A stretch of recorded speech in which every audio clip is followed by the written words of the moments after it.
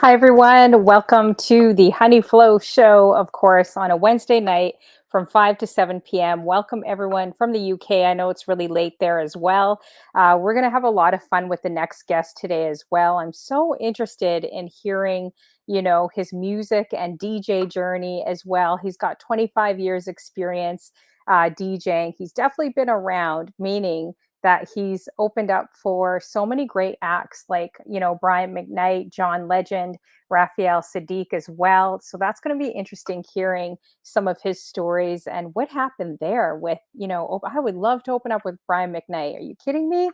Wow. So, and John Legend, all those guys are really true legends in itself. So I, wonder if he was ever nervous. We're going to talk about that. And for all you guys that don't know, he had an MTV resident spot. Isn't that crazy on MTV?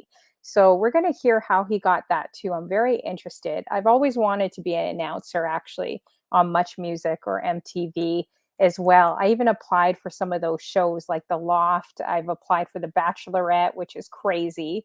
And just some of those reality TV shows, which I'm kind of glad I'm not on because it just doesn't fit. I don't think my personality. I'd probably be the crazy girl on there, yeah. So, but MTV would have been amazing being an MTV announcer. So we're going to hear about his resident spot. Let's definitely, bring him in here as well. It's DJ Mr. Drew UK, all the way from the UK, and I know he's got all his UK family in here as well, coming in the back door. I see. So let's bring him in.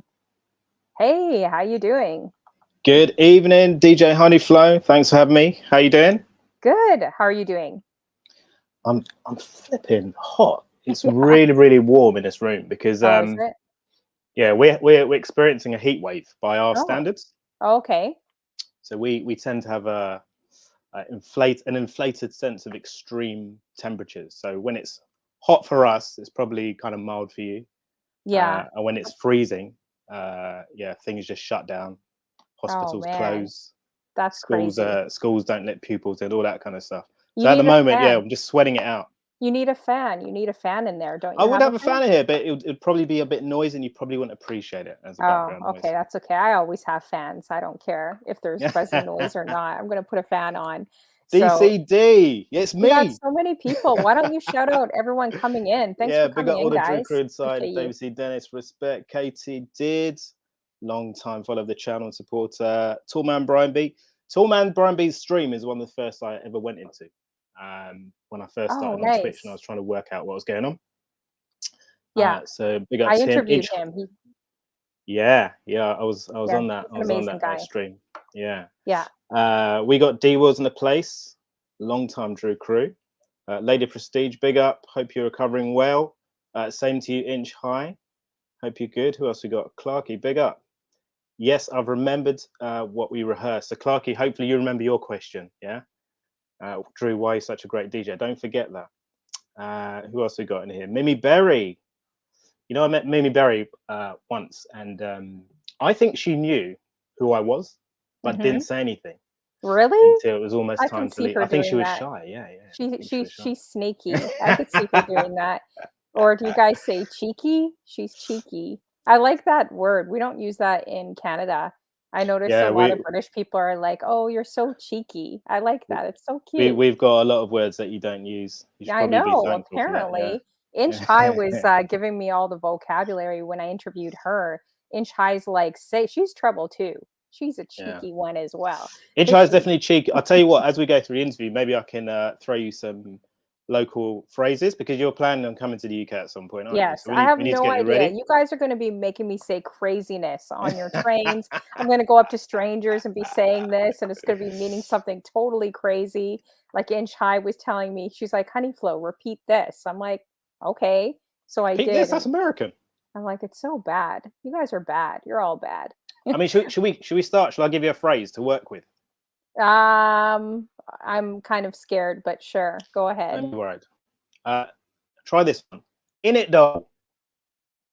I think Inch High told me to say that. It's called In It Dog. In It Dog? Is that what it Not dog. is? Honeyflow, not dog. Dough. As In in It dough. Dough? You guys sound like you're saying dog. You're like, In It Dog.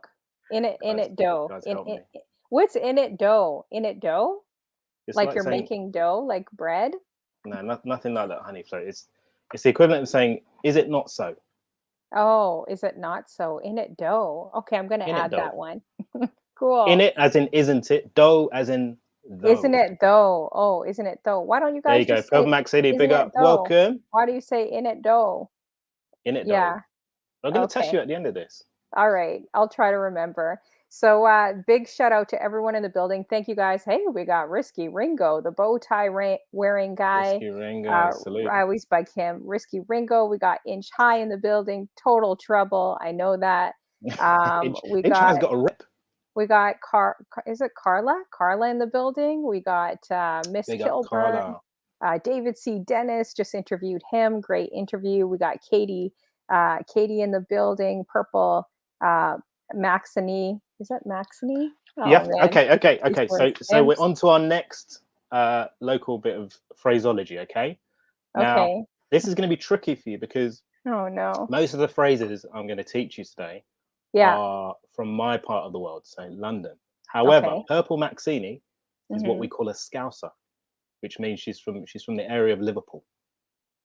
Yeah. So Okay. we're gonna get you talking some Scouse. All right. I Yeah. don't know. Well, I'm finding out a lot of things on Twitch. Seriously. I don't know a lot of these So statements. maybe we can start by saying Purple Maxine's name, but in a Scouse accent. Okay. Okay. So repeat Yeah. after me. Purple Maxine. People Maxini. Is that how you say it? I can't do It's pretty good. People Maxini. Purple. You got to draw out your vowels. Purple You Maxine. sound like you're like a kid on Show your teeth. Treehouse. Show your teeth.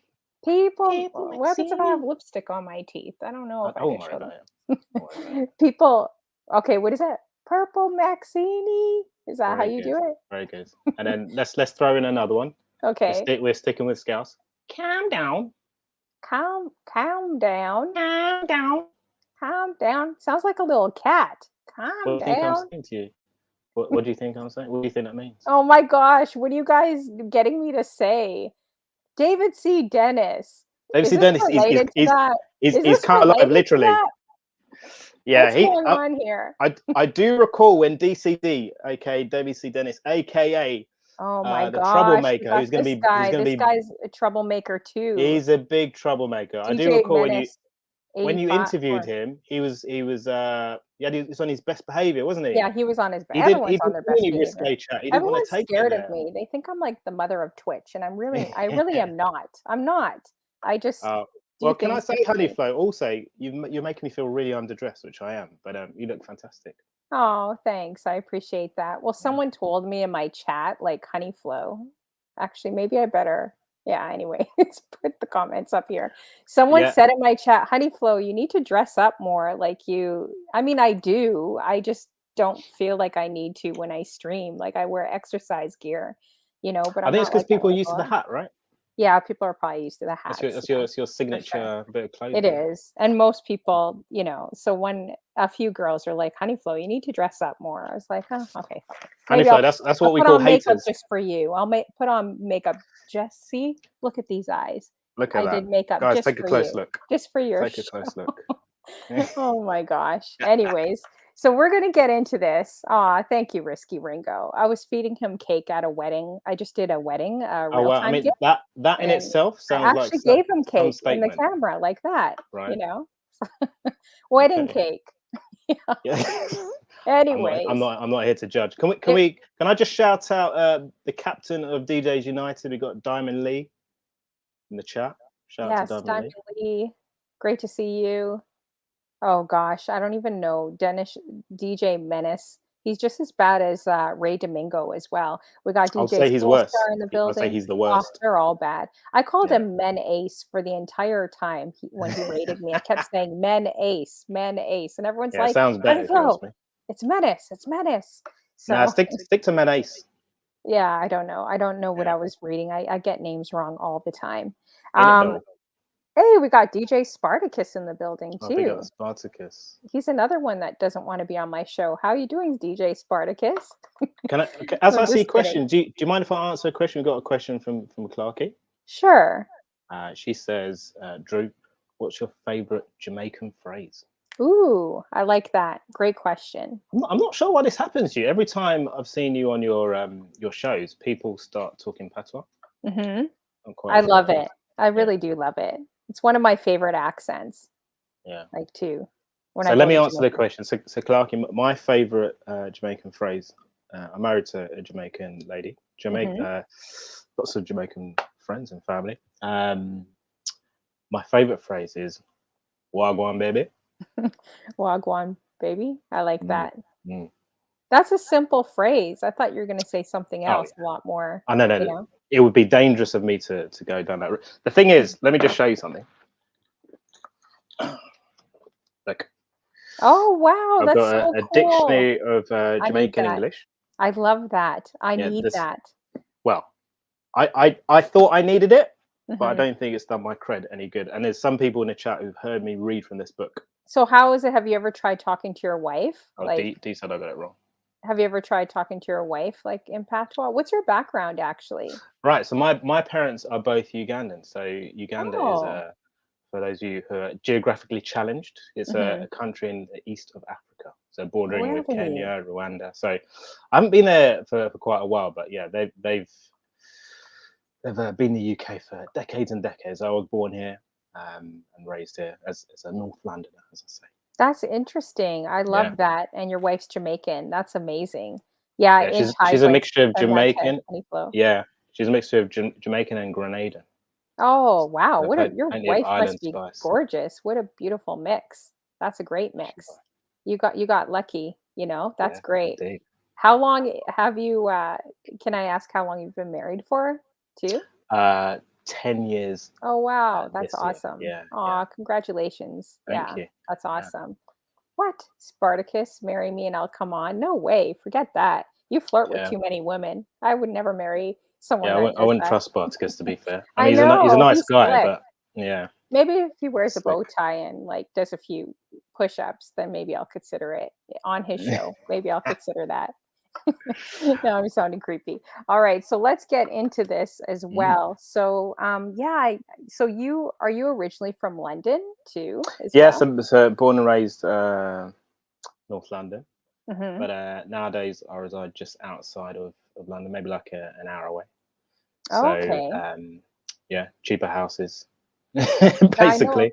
I know London is so huge as So, well. yeah, it's So, I massive. Yeah. mean, what would you say to someone that, like, I've never been there yet, and I hope to come soon, but what would you say, what does London have to offer? I mean, when, you're a tourist, you're coming, what would you say Mm. is really special about the city or place you've been in? Well, the thing about London is it's got something for everyone. So if you're into arts, there's so many actually free museums you can go to Mhm. right in the centre. If you're into nightlife, there's plenty of options there. If you're into, uh, there's something for everyone. If you're into history, there's so much in the capital that it almost feels like when you go to different parts of London, you are in a different city. But I just want Mhm. to say that Northwest side is the best side. So people do know that. Some people don't like to admit it, particularly the South London crew. I just want to restate that for everyone that's in the chat. Mhm. Okay, interesting. So then, you have like 25 years in DJing as well. That's a long record of DJing with a lot of DJs that are on here as well. Yeah, But so how did you get involved with DJing? Like when you first started? yeah. So my first gig was in a place called Carnaby Street, which is Mhm. in central London. I was 17 years old. I rocked up to the venue with back in the day when we had vinyl, right? And we were like weightlifting. Yeah. Rocked up to the venue with about 200 records Wow. and Heavy. was sweating because there was a DJ before me. I didn't know if he was going to play the music I had. And it's Oh not like shoot. now you've got a kind of like endless stream of music that you can choose from. And you Mhm. can just turn up and be okay. That was quite a nerve-wracking moment for me. Even though I played to like 30 or 40 people. And then I just got the bug from there. But beforehand, I was just practicing. My cousin DJ'd. I had a couple of friends who were kind of getting into it, but equipment was really expensive at the time. I mean, Mhm. now anyone can start DJing, right? And it's not really that costly. Mhm. But yeah, back then it was a big deal. Not only just to buy the equipment, but also with the records, right? Yeah. Every record you bought was like, I don't know, £6, £7, 50, like crazy Wow. prices. And one record will come out, then a remix will come out the next week. You're spending another, 30, 40 quid in the shop if you had it, and you couldn't rip stuff off the internet because that didn't exist. So you were very much kind of tied to what you could afford. And if you weren't a career DJ, it was probably going to be quite difficult for you to build up a collection. And you So would that, have that, to that was really that was know my your first gig. yeah, and you would have to really know your records too, right? Mm. Like back in the day, like know where things are. You'd probably have to But be yeah, really I didn't enjoy organized. that aspect of it at all, preparing for gigs, Mhm. because you would literally have to rifle through every single record in the box, line up the records that went together, and so it was quite a stressful thing to do. You couldn't just like be like, I've got a gig in 10 minutes and be ready to go. So that was me. That was me back in 1997. Wow, crazy. Now, what would you do if there was like tons of people that had requests? Like, how would you do that? Because that would be hard to do. Like Serato, you could just look up things so easily Yeah. and, Well, you yeah, could that was download on the spot. But yeah, that like, if was you had your own records and you have a million like people at the DJ booth asking for requests, how would you navigate through that? so you mean back when we were using vinyl? Hmm. So in the days when we used vinyl, people wouldn't really approach you for requests so much, because there wasn't an expectation that you could just Hmm. download a tune. Whereas now, I think people view it as something that you should expect. You rock up to the DJ and be like, okay, you may not have it in your Serato, but you can download it, right? You can stream it. Yeah, exactly. So there's almost an acceptance that there's a bit of potluck. You may or may not have the tune. So you didn't have people, I guess, coming up to you, "Hey, can I plug in my phone, DJ? Hey, I know this really good like slow jam, even though I'm playing like a Yeah. house set or like a hip hop set. Can you just like play it in? Like, can you play it for me right now? Like, trust me, everyone will be on the floor. Like, they didn't say that back in the You're day. saying it because you can relate, right? Yeah, the problem is I encourage requests. It just comes out of my mouth and I don't know Yeah. why. And it's just like natural, like saying hello. So I keep hyping up the crowd. Hey, if you got a request, come to the DJ booth. I'm like, why did I just say that? And then you have like 50 It's because you're million too people. nice. Oh, I You're just know. And too nice for your own good. I don't know how to say no. It's like Yeah. hard. Shout out Um, to my mods in the place, Miss Kilburn. yeah, we got Who else? DJ Who's we got OE in in the there? building. Carla Corgi. We got Jay Ordana that just We got came in. Bex How you B. doing? Yeah, Djmrdrewuk. Oh my OE, the gosh. OG. DJ Menace says Drew takes the Karen number and gives them the special treatment. The thing is, two things here. First of all, I've no real idea what he's referring to. Yeah, I don't know. You're gonna get in trouble I by mean, your wifey he's, tonight he's, with this he's, he's guy. This yeah, guy. she knows he's a bit off kilter, but yeah, I've no idea what he's talking about. That's number one. And number two, I don't like the phrase "a Karen." I'm not Oh, into you that. don't like the phrase No, Karen? Do I you have don't like. friends names that are Karen? That disparaging label. She's a Karen. It's not for me. Mhm. DCD's asked an important question. Does size matter? Of Oh course my it does. gosh. DCD. You should know that. And look, as he's brought that up, can I just say something? It's true. Because Yeah, go he ahead. tried to avoid a question when he was on the Honey Flow couch last time round. Right DCD, here. yeah, exactly. DCD once came highly recommended Mhm. for an agency, a special agency. Okay. That's all I'll say. You can message him for more details What later. special agency is this? Let me The know. kind of agency that deals with people who have a particular skill set Oh in my the bedroom. gosh. In the bedroom. Wow. He That's all got I'm saying. approached by an agency that did Look, I'm that? not the kind of person to just throw things out there, but as he's asked, does size matter? I'm sure he's Did he imploring ever me take to it? remind him of that. I wouldn't be So surprised if he did. He probably, yeah, I don't know. We'll would you get say approached for other things. did he take it? No, you said he got approached by an Goodness me. agency. Like, was it for DJing? I know you're messing with me. No, Oh my I think you should gosh. speak to him. Okay, I'm gonna avoid some of these comments. Keep in mind this is going to Facebook and YouTube, guys. Goodness me, So guys, just calm and down, I have okay? corporate, All yeah, right. I definitely have I'm trying corporates to last for two Googling hours my of this show. stuff. I'm trying to last. I'm trying to Goodness get me. bookings. Goodness.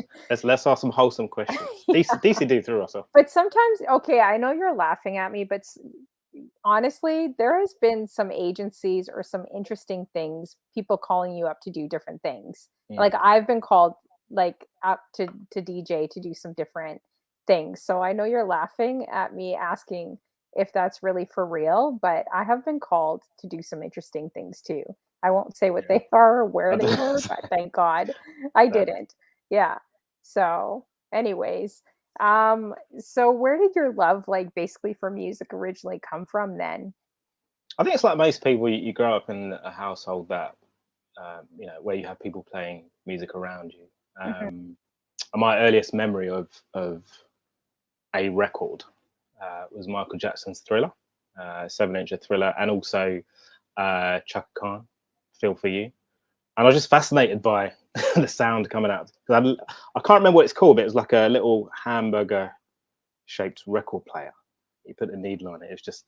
Do you It was see me magic to me. do you see me now? I think it just booted me out I thought of you were trying my to give own me a show. special spotlight to Yeah. really build up my story, but yeah, Sorry, that was where I started, and then yeah, I didn't start collecting music until teenage years, really, and uh-huh. then by that point, I was able to afford like really basic equipment. Yeah.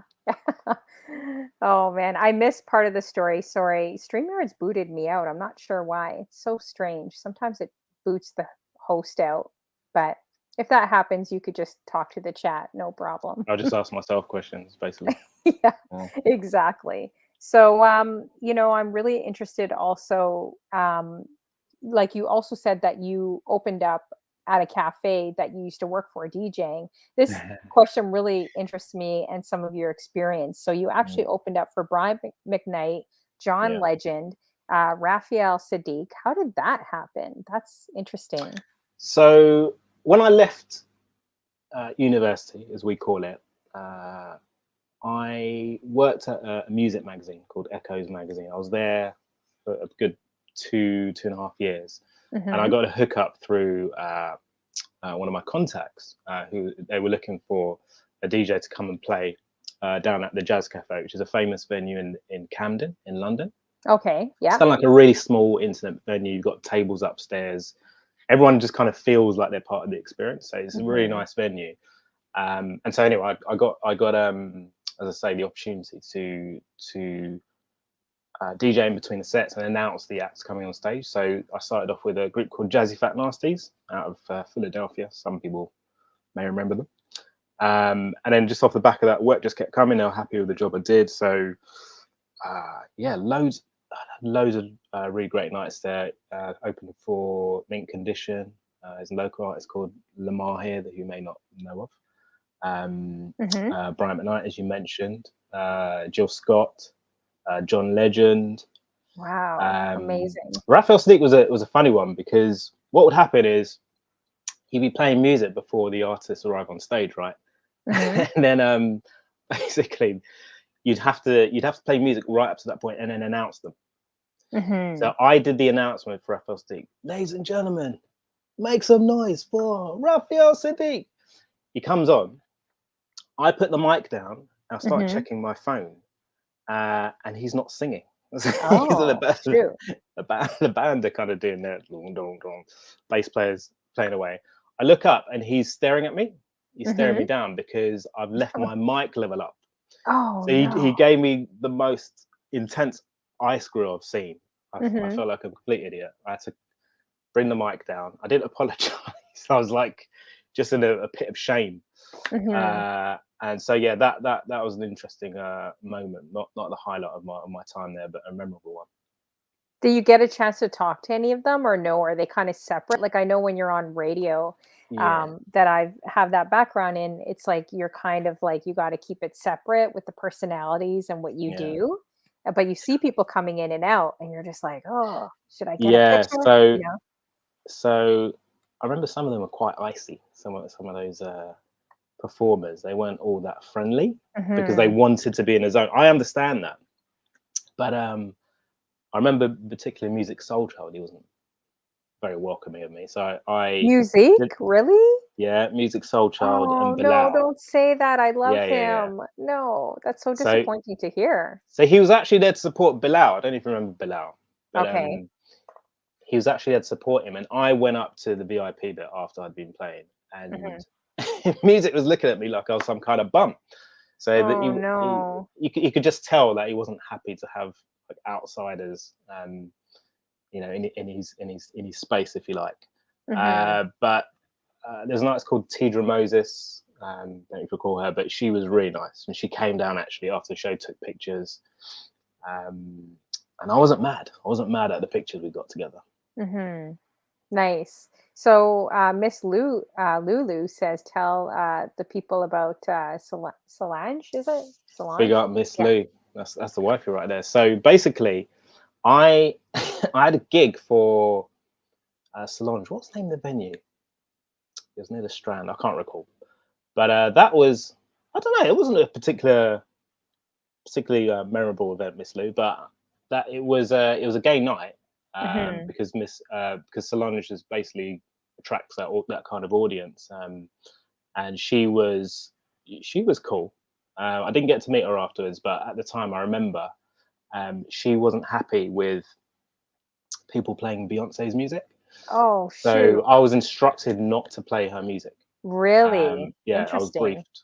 That's probably what Mm-hmm. Miss Lee's referring to. So I was briefed not to play her music because she just kind of wanted to carve out her own space, which is weird because everyone kind of knew her as Beyonce's sister anyway. But Mm-hmm. maybe she had some kind of How come complex she around didn't that. want to play? Yeah, that's strange. I wonder why maybe because she's always like secondary, like she's not really Yeah, I the guess main highlight. Beyonce's yeah, always she like didn't the want to be main known one. as Beyonce's sister, but Sister? Yeah, she which is, she probably you gets know. all the, yeah, Your she sister's probably one gets, of the most famous singers on the planet, so she's got to accept that. yeah, she's gonna get that all. But I get it though. I'm disappointed with Musique though. He's like one of my favorites, so that I would I not didn't take it expect. personally. I didn't take it Hmm. personally because I do accept that when artists are in their space, they want to be in their space. Yeah, that's Um, true. I mean, yeah, it's it's a not that he was lot. barking at me or anything, but you could just tell he wasn't happy that outsiders are in the space. Oh man, wow. So the mic you kind of messed up on. Was there anything that like were you ever like really, really nervous when you see these people coming in? You're like, oh shoot, like that's like John Legend, that's Brian McKnight. Like, were you ever kind of nervous playing? Not really, because you have to remember when I worked at the music magazine, I interviewed a lot of these guys. So I did that even before I graduated, when I Hmm. had no money in my final year um, of university. Wow. So I was used to being around them. So yeah, some interesting characters and experiences doing that over the years. Yeah. Hmm. And then, sorry, how long did you work for the magazine for again? And how did you So I get was started there yeah. too? I mean, I still do the odd bits and pieces Hmm. here and there, but I was there. I was based there for about 2.5, 3 years, Hmm. and then I went freelance. So I still still got some of the benefits basically of working at the magazine. So back in the day, they'll fly you to different countries to go and Oh interview these wow. guys. Nice. What I remember magazine was it again? What Echoes magazine? magazine. Echoes Yeah. So magazine. Okay. uh, yeah, I recall going to quite a few places because it Hmm. was always be last minute, and just being in a place where I'm like, I can't even afford to be here. Hmm. If anything happens to me, I cannot afford for anything to go wrong. I once went to Cannes to interview Usher, and I was there during the day, and I had zero money. Like I was so broke at the time, so Hmm. broke, but I was just happy to be there. But I was in a room that you could just smell the money on people, right? And yeah, I had so many experiences like that, which I couldn't take full advantage of in terms of visiting those cities. Hmm. But yeah, some great times, some great times. That's amazing. Feel free to host you guys the show if you're digging the Host vibe. up, host up, host Yeah, up, host definitely up. helps the streamer and all of us. And make sure you're adding him as well. If someone could actually put up his link, I don't know why it doesn't come up on my stream element. Sometimes it does, sometimes it doesn't. But I did have it up. So everyone add DJ Mr. Drew UK on Twitch. Really amazing DJ in person.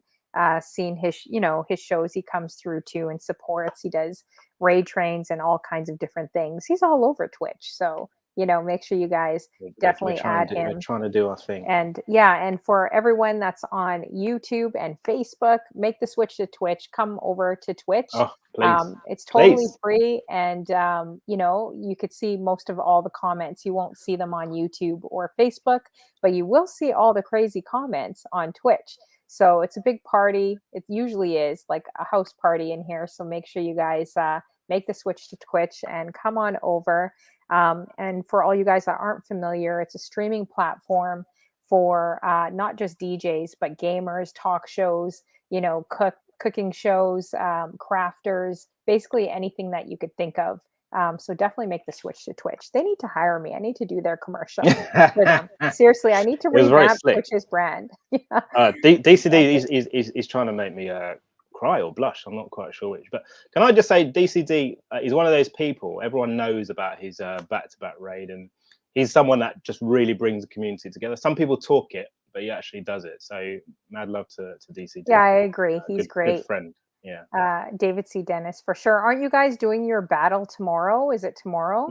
I don't want to miss it. Or is it the next day? Honeyflow. I mean, we've got to get this right and correct. Yeah. So DCD is battling Prodigy the Taskmaster. Yeah. AKA Lord Underscore. Yeah. I thought you said I was battling DCD. No. I said David C. Dennis. Like when is he? Post it in the chat. I think it's tomorrow. I want to see that too. That'll be fun. It'll be messy. You'll be messy. Oh, they say that you talk a lot and you try doing the bogle. I always say the boggle. The bogle. Right. Yeah. Can you do it? Can you do it? I mean, that's not something you're going to see today. That's essentially a redemption. Oh, so we're not giving those out for free. And I know what Bixby's trying to do. Shout out Bixby. It's not going to happen. Okay. He's not giving it out for free, guys. So forget it. You're going to have to pay him. Yeah. So Inch says she loves your Sunday show as well. Oh.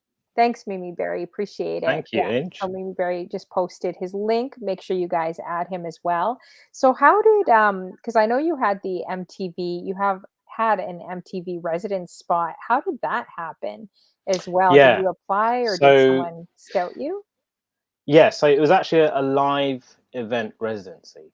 Mm-hmm. So I think I'd left the magazine at that point. Yeah, I had. So I remember going to another job. I was like, I'm still not getting enough money. I distinctly remember and thinking to myself, oh, but I've still got this to look forward to once a month.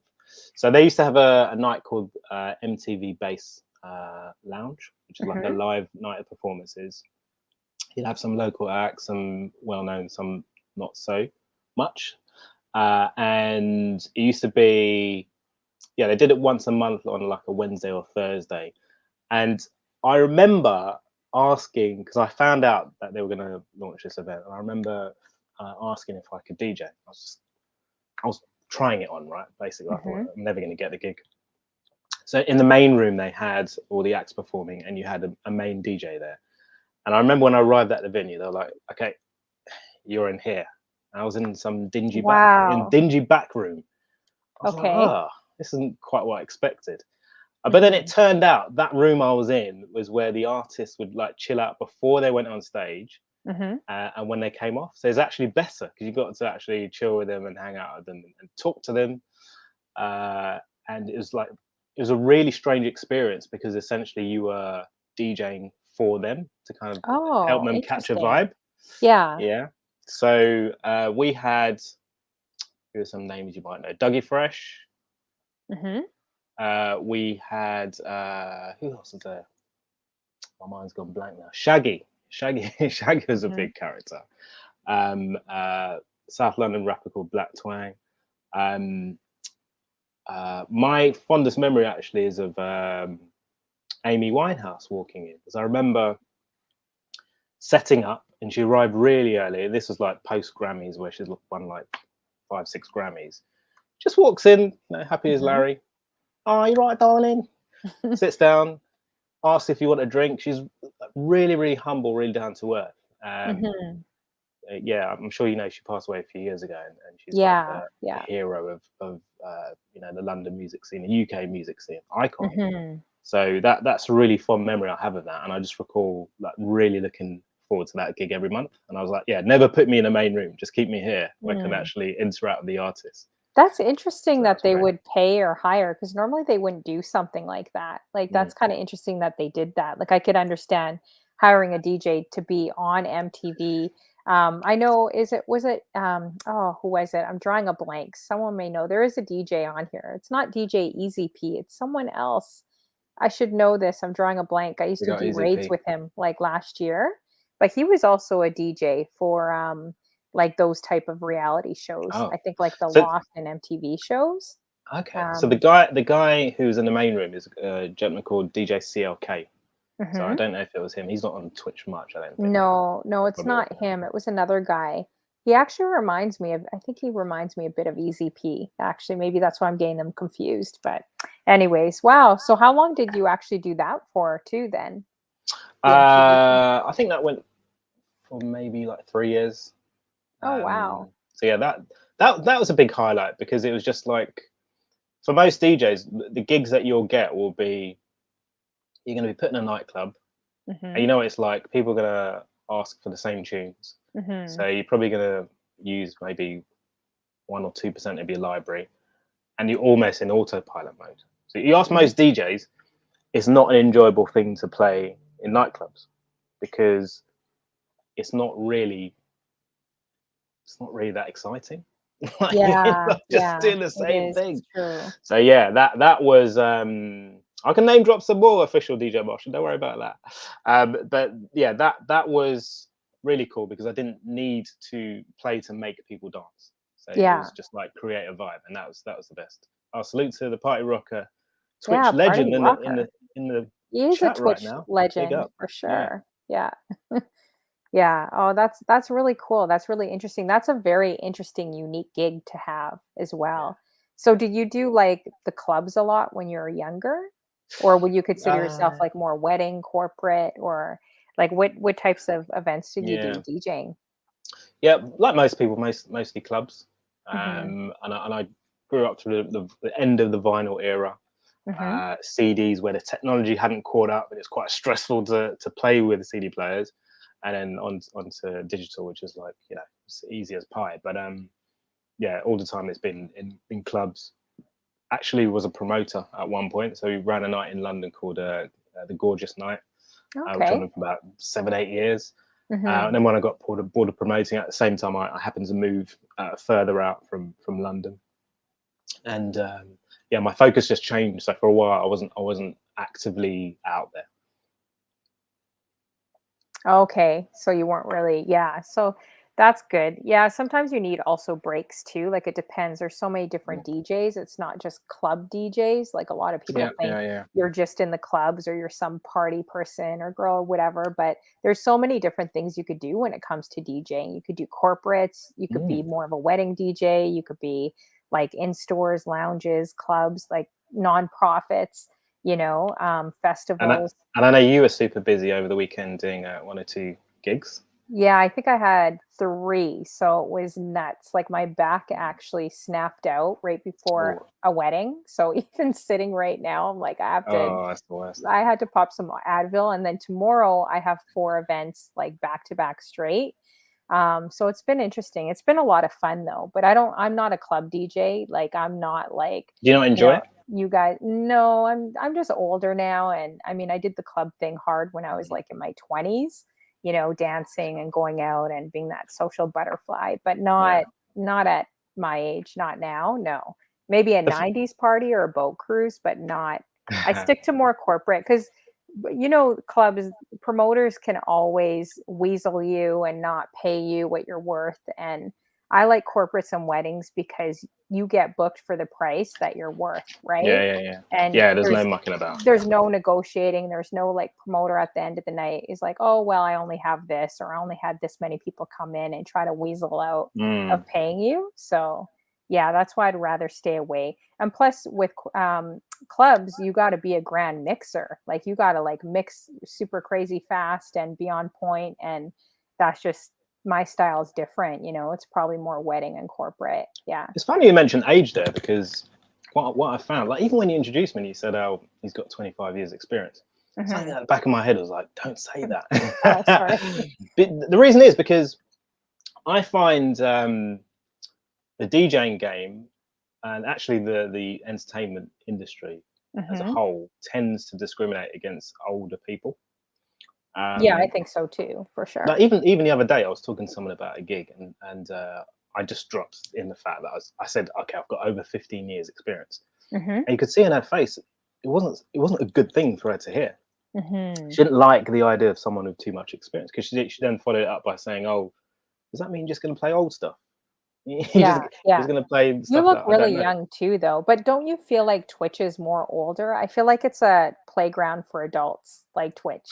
Like I guess there, it. and I Yeah. actually talked to a few DJs that are younger. I won't say who they are because I don't know if they want me, them being known for their age. But we had a private conversation, and they were telling me they're like, "Yeah, it's all older people on Twitch." I go, "Really?" I go, "I never noticed that." They're like, "Yeah, because if I want to play like crunk or some of the deep down south stuff or like more of the younger stuff," she's like, "It's Yeah. very hard to find a DJ that's into that." I go, "Really?" So then when I started looking around, I'm like, "Yeah, that's pretty true." Because all the DJs I'm looking at, we're all playing old school. So I kind of feel like Twitch is a playground for adults. It's not really I think you got like a point there. 20-year-olds. Yeah. No, not really an adult app, unless if you go to DJ GQ's page. Have you Yeah. guys gone to DJ GQ's page? That is adult entertainment. I was there Oh, like right. a couple days. Oh yeah, now you guys are all going to be adding him. They've I was come on alive. there the night before. I'm like, I need to exit out of this. This is Kate, not subscribe aisle now. 2. This is like aisle 5 times like 20,000. Like I can't even begin to say what that man was doing on his show. I'm like, I'm gonna Oh. just hide and lurk. Like I'm literally hiding and lurking in the aisle. But then I'm curious. I'm like, what is he gonna do? You stuck around, didn't you? I'm like, what is this guy gonna do next? Like, what's the Yeah. most? Have you ever been to his show? It's I pretty wild. Like some I stuff they haven't. do. Yeah, Thing with you're like, me oh, is that I'm a bit of a prude, right? I don't like you prudy. spicy. I I don't highly like doubt spicy that. chat. I don't like indecent comments. I think you're. I do not Messing appreciate with me. anything that's kind of too edgy. I think you're I'm kind messing of with straight me. laced. No, 100%. I'm really straight laced. I like to keep it PG. And what happens is there's certain characters, man, who'll come into my chat and they will lower the tone. When I say Mhm. lower the tone, I'm talking about, lower than a snake's belly, lower the tone. So I What's just this? try and keep What it decent, loading and is I've that a always been British thing? dragged. I've Loading always a been snake's dragged into belly? this. What is that? What is that? Loading a Well, snake's a belly? snake's belly is on the ground, right? So that's as low Okay. as you can get. Yeah, it's just a saying. I've Big up never Djmrdrewuk. heard that term before. Okay, no Yeah, one's yeah. believing you. Oh, hang You on a second. are I'm as being straight cancelled by as D oh Wills. I'm man, straight as a Brian says zigzag. you're as straight as a zigzag. Bex is like Uh, repent now. You're just repent saying that on my now. show. I feel I like love abuse. it's Oh goodness. lies. I'm Oh, like, I'm not buying it. speaking of abuse, let's just give Katie this one, because she tells me I have foam weights. So this is a free redemption for you. Oh, look at that. Oh, Ooh, well, we yeah. don't want to see you Oh. lifting weights. We want to see the what was it? Was it a body roll or the bogle? We We're not want to body see rolling that for one. free. No, I mean, I'll do it for you, Honeyflow, but not the others. Yeah, Okay, so then they're you could trying to do it get for me. freebies. Here, listen, I'll shut off the chat. Then you could do it. Then Brilliant. Mimi, very, Uh, I mess up things. Honeyflow, I think it's time for your next local phrase. Are you ready? Okay. Oh man, I'm scared. What is it? We'll keep it simple for this one.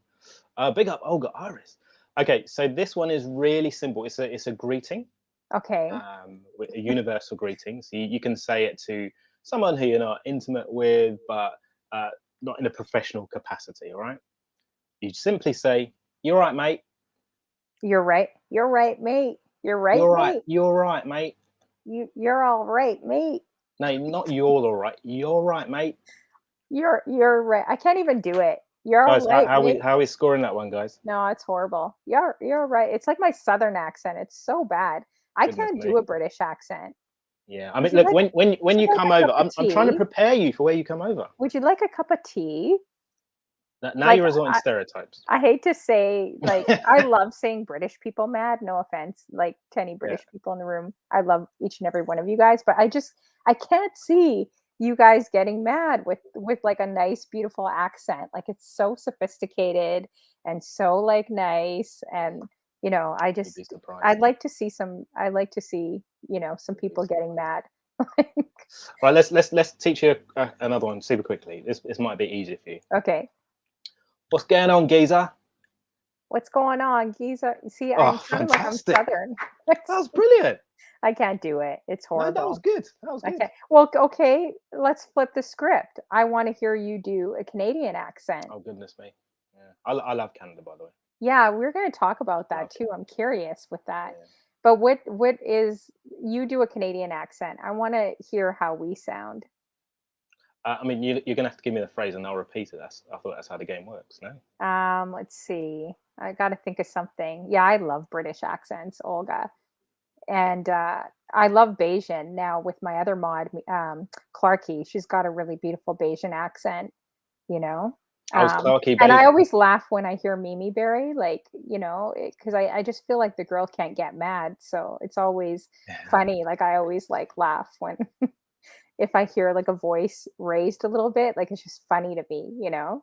I don't know. Sorry. Yeah. Hi, Um, Toblerone. Salute to Sea Warbs. so let's see. I'm trying to think what you could say. Um, just say like the weather's cold in Canada, eh? The weather's cold in Canada, eh? We don't sound like that. You make us sound like we're nerds. I Do just we said it sound the like way that? I just said it the way you said it. Oh, okay. Wow. Yeah. Everyone makes you Awkward. know, Canadians sound like nerdy. I don't know. But we do say a lot. That is true. That is true. Do you Eh? find that like when you hear an American accent and a Canadian accent, do you find it very similar or do you notice differences I can coming? tell difference, but Oh, you that's because I've can? been to Canada a bunch of times. I've not been to the States that much or as much as I'd like to, but Oh, yeah? yeah, Canada I've been quite a few times. So I can tell a difference. Oh, yeah, I agree. Toma and Brian says sounded Aussie. Mate, this is David C Aussie. says, "Yep, you are nerds in Canada." Come Oh, on. goodness, I think goodness me. David C. Bit Dennis harsh. mentioned that Bit too. harsh, David. Exactly. So then why do you love Canada and Canadians? I'm curious about that. It's not every day someone says that. So I I'm like, love, because Like everyone usually wants to go to the States or like, you know, it's yeah, always like the which is US also going. true of me, and You don't I'd really like hear to, that. yeah, I'd like to have gone to the States more, but it's just through the fact I've got a family there, and then also travelled there for work a bunch of times back in the Oh. day. I used to go to Montreal Mhm. 2 or 3 times a year for a period of about 5 years. Nice. So yeah, I love the place. The people are just all so welcoming. You could, because I was out there by myself, right, on Mhm. work, I could go into the acid test as if you can go out by yourself and Mhm. not feel awkward. Okay, but Was Montreal is not really I wouldn't say it's a true representation, and I know I'm gonna get it oh from right, a oh bunch of gosh, Canadians. oh Because Montreal is different in itself. Montreal is mm, more of like a European, I would say city, right? So yeah. when you go It's there, you kind hear a of lot got of the old city Francais. side to it, yeah. Exactly. Like you see a lot of old architecture, like it's beautiful, but it's very different out there. I think if you want to, you got to come to different places in Canada. Like Toronto is like the mini New York.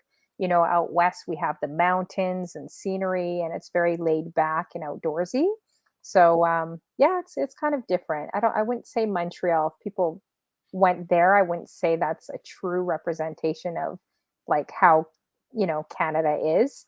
You So could you get in gotta trouble for saying that, yeah, no? I know, I will. Yeah. Hey, but they wanna separate. Quebec does wanna separate from us, so, you know, I don't know. I could But get in trouble then for that. also like during my time on Twitch, right? I've apart from see a lot of great people in the chat who I've become friends with, and I speak to almost on a daily basis, right? Mhm. Um, and that's like a community that I value a lot.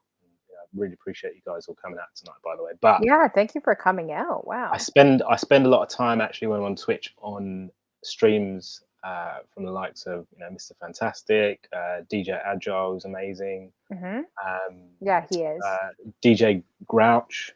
He does a Mhm. salsa show on Sunday. Mhm. It doesn't matter if there's 10 people in the room or 30. I'm there because I just love it. I love the idea of going to streams where I take something away I didn't necessarily have going into that stream, as in it Mhm. educates me. It gives me something to think about as well. Like, and I find that the Canadian DJs push the envelope. They are Mhm.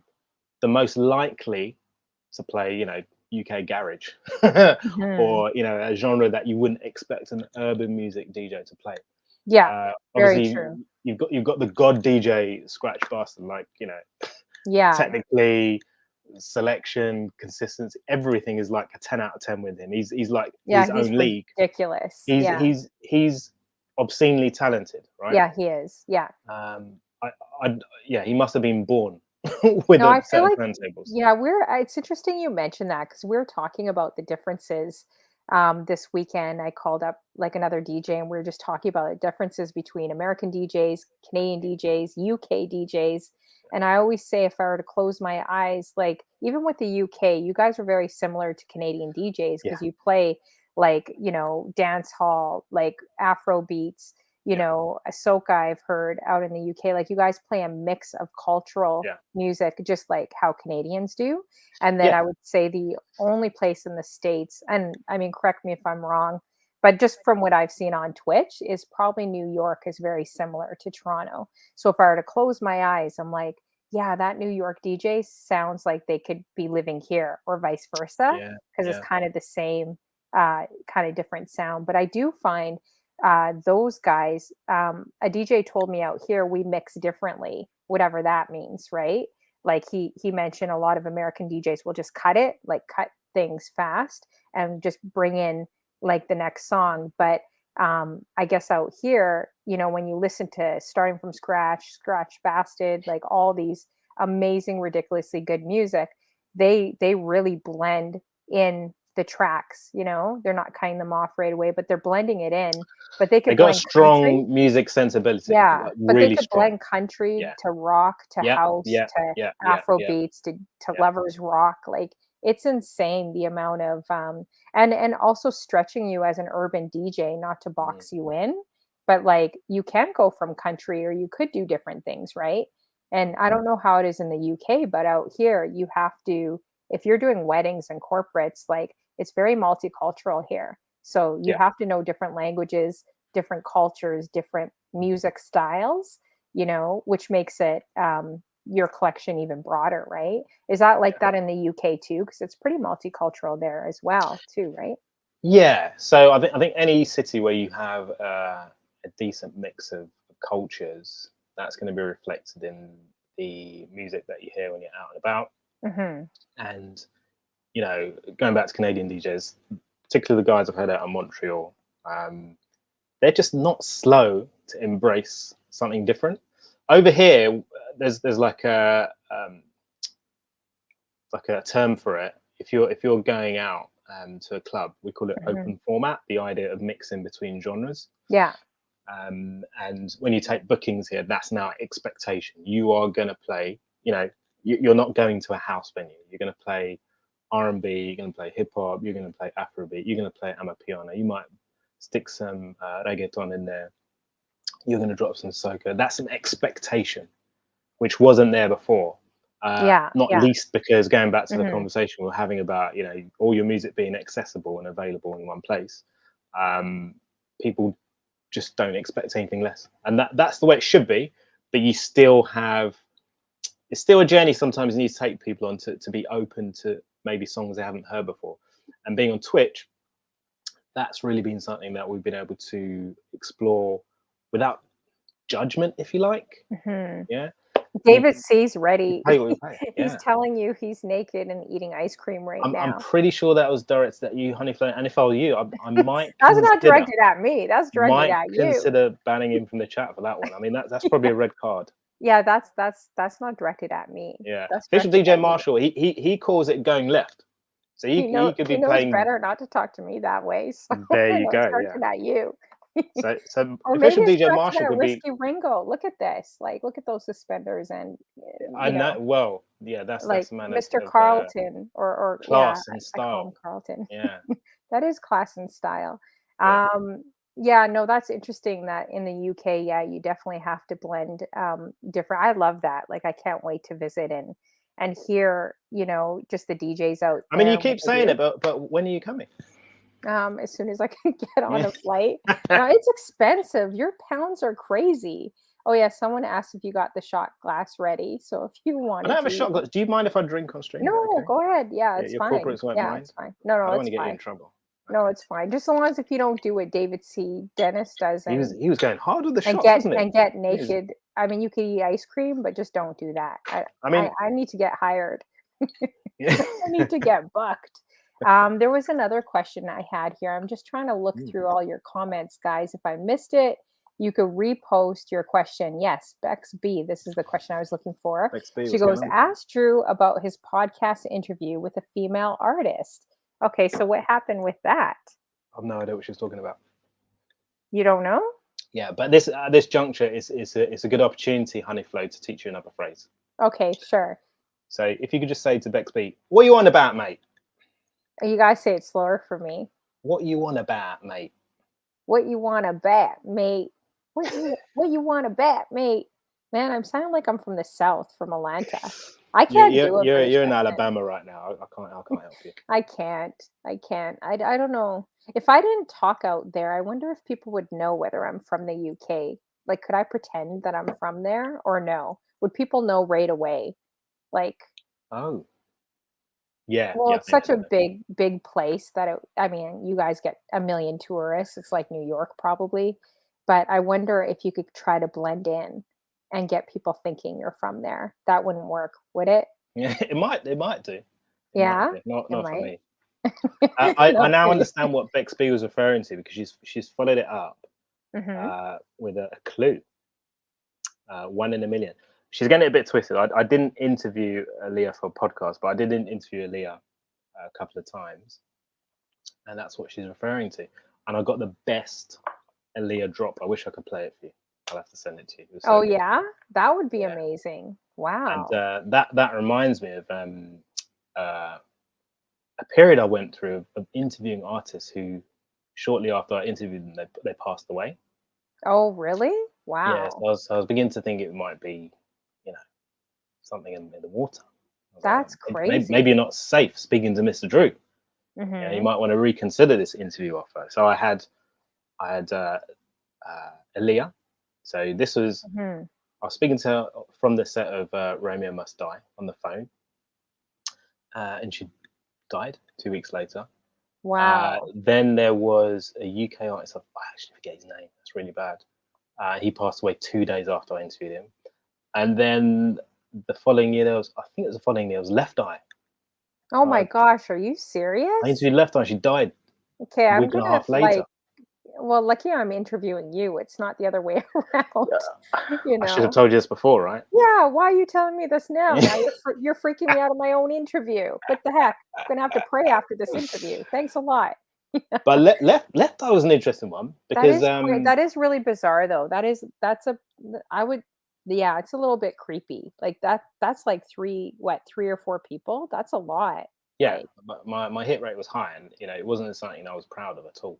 I mhm, just looked back at it and thought, don't know if you're safe speaking to me. But yeah, Left Eye. Let me tell you quickly about Left Eye, if you don't mind. mhm. Sure. So I interviewed her Mhm, in a place called Shoreditch, mhm. which is kind of like North London, going into Central London. Anyway, it was in like a disused warehouse. Went in, and what would happen is the journalist would be asked to wait before you're invited into the room to speak to the artist.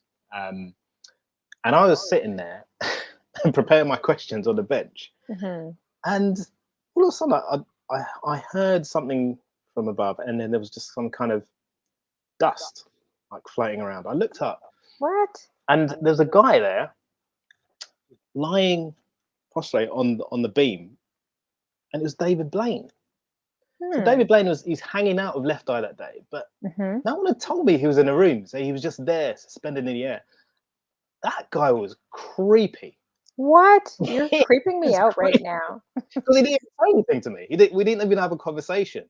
I just looked at him. He looked at me, but it was like he was looking through me. I was like, I've seen your shows. I know what you can do with your magic. What? I don't want it with you, you know. So yeah, that was That's the guy unsettling. that does all that magic stuff, right? Yeah. That's not the guy that oh no, I'm thinking of Chris Angel. You know the guy that like has his body chopped off and he's like one way and then he's another way? Have you ever seen that guy? He's in Doesn't every Vegas. magician do that? I don't know. No, no, this guy is really creepy guys. Like he'll have like a girl's legs off, like going this way, and she's that way, and then she looks down, she starts screaming. Who is Well, that? that sounds Chris like Angel? a risque date, doesn't it? But yeah, David Blaine was like the Rakim of magic. Yeah, I don't He like was that. he was I'm not into creepy as it. hell. I Yeah. know a lot of people are into it. They're into a lot of weird stuff these days. I'm not into it. Oh, Mimi Berry said that's a DCD. Yeah, he kind of strikes me as that as well. He should, he's half that way, and he should also go on DJ GQ's show and DJ on the ones and twos, all the freaky business I'm Yeah. seeing late at So night. I'm I like, mean, what is going on here? what's happened Is of this late Twitch? with DCD? He was in this space of kind of, I would say, low risk humor. What happened was he promoted himself into a space of just pure indecency. I mean, we have a stream, a monthly stream, which he invited me to run, called the Hmm. Suit and Tie Raid. Hmm. And I don't know if you've seen, but of late he's been showing up fully dressed, and he ends the stream not fully dressed, Tiny Flow, and it is concerning. His conduct now it's really concerning me, I have to say. Yeah. Oh gosh. I don't know, man. Yeah. Anyways, interesting. You have very interesting stories for sure. And you are trouble, David C. Dennis. I already know you are. So, oh man, Big up DCD. you guys are crazy for sure. So, how did you actually start like Twitch and your Twitch journey as well? Was it the typical? I got kicked off of Facebook, Instagram. Mm. I'm just gonna go on. Like what what is it? How did you become, part So of Twitch? yeah, so when lockdown arrived, it was a difficult time for many people, right? Because I don't know about over there, but over here we were kind of put in this space of you can't go out apart from if you're a key worker. Shout out Clarky. But it was like you couldn't do much, so you were kind of like imprisoned in your homes. And for me, I've got three little girls, five of us in the house. So sometimes you go a bit crazy, and it was an outlet for me to start streaming. And I started on Facebook and went from there. And Facebook, it was really kind of family and friends. I used to do a show on Sundays, and I'd be on for like 2-3 hours. It was really exciting because it was the first time I streamed, right? Hmm. And then after a while, I'm sure with Facebook and Insta, their algorithms became quite aggressive, so they Oh kick yeah. DJs off Yeah, they just still like that. do. They still do. Have you tried? I've tried. I'm not even Like, bothered unless you're D nice. You ain't surviving more than 2 minutes, right? yeah, they cut you even now. Like I tried Yeah, just for the fun of it, and they'll cut you after a minute now before you used to go on, you know? yeah. But So some of I the other DJs, some of the big DJs are still on. Like they still are on there, you know? I think they've got some kind of deal with those companies, right? Because a Hmm. regular guy like me ain't gonna get that No, but I that see great. some females killing it, but they still get kicked off, but it's maybe after 2 hours. It's not after like 2 minutes, Yeah, and then all of us get kicked off, you know? So yeah. So it started yeah, as fun, but then when you're having to restart your stream like 3-4 times, come on, it's a bit much. So yeah, it's so annoying. I Hmm. don't know how I ended up on Twitch. I can't tell you. I can't remember. I can't point to a moment in time when I was like, oh yeah, Twitch is the way. I must have someone must have told me about it, but I just can't remember. But I just know that towards the end of 2020, after like maybe I don't know early August time when I got kicked off Facebook, I was like, I'm not doing this anymore. And then towards like October, November, then I started to go online, Hmm. streaming to like 2 people every Sunday, making the same mistakes everyone else makes, falling into the same pitfalls everyone else does. They're trying to work out the camera angles and the audio and tripping over yourself and Hmm. you know Green screens, well, graphics, green screen didn't come till much video, later, but audio. Yeah. everything else with the video and audio stressed me the hell out because I'm not super technical, right? Yeah, I'm But not it's either. like I can Yeah. do enough to get what I need out of something, right? Hmm. But there's like little quirks of OBS or Streamlabs that you would not be aware of until you actually trip up Hmm. or someone tells you. So I didn't have people to go to and in the start and say, why is this happening? So you'd have to work it out for yourself. you look like a bit of a muppet for, you know, some of the streams, but you worked it out and you grew and you became better at, you know, getting the right camera angle and doing your scenes and all that kind of stuff. And it's a journey, right? So gradually just got into it, and then I really hit my stride around, I would say, January, February, going to the new year, 2021. That's when I was like, okay, I'm going to stream a couple of times a week, going to build this up. And some of the familiar names you see in the chat here, like so Tallman Brian B, D Wills, Clarky, Honeybee. They were Yay, some D Honeybee's my big up. cousin. Did you guys know that in the room? Oh, is this official? Yeah, no, it's true. Honeybee is my cousin. She's my cousin. Please tell us. Hey, fam, good to see you. Yeah, it is Honeybee. Well, you guys didn't know that? I get it. I get it. So the two honeys, right? So yeah, or yes, bee, or or do. I yeah. see a few honeys around there, so they're automatically family. We're so yeah, we cousins. just gradually built up from there. Katie did as one of the early people in the stream around that time. Dingling, and yeah, just built up the family, if you like, over time. That's good. I see Stirs de Soul came in too. We got Dingling. I was going to say Dingaling. Dingling's my Dingling. longest That's a cute name. serving Dingling. follower and mod. Aw, we got Steph as well with us. So many great people. Clarky. Yeah, I always Steph. see Clarky's cousins with my mod, Clarky, as well. They're two Clarkies. Yeah. Are you Bayesian Clarky? Because I'm just curious, because my other mod, Clarky, always says, you know, that's a Bayesian thing, calling like you know, your name, saying her name is Clarky is usually like a Bayesian type of thing. So I'm just curious. Let's see, I'm seeing who else. So many great people in here. Stirs de Soul. We got Olga as well in the building. So many great people. So how did Twitch affect your DJ journey as well? So last year, I was thinking about retiring from DJing. So I told some people this because I'd set myself goals when I first got onto Twitch, because before the pandemic, I hadn't been in the club for 8 months or so, right? Then, you know, actually, once I got back into the club, like October time last year, it'd been like 2 years, right? So anyway, I set myself some goals. I didn't quite hit them as I wanted. I was getting a bit frustrated because we were coming out of lockdown. There was nothing kind of like out there in terms of opportunities. And my thing is, I want to be out there in venues. I want to be interacting with audiences, sharing the music. Twitch is good. It's not like the be all and end all for me. The thing for me is being able to be out there in the venues. And it wasn't happening. So I think the thing that has changed for me is, first of all, having, I guess, more of a bold outlook in terms of musical selection. So I've always wanted to experiment with music, try different things. I do try and keep things interesting.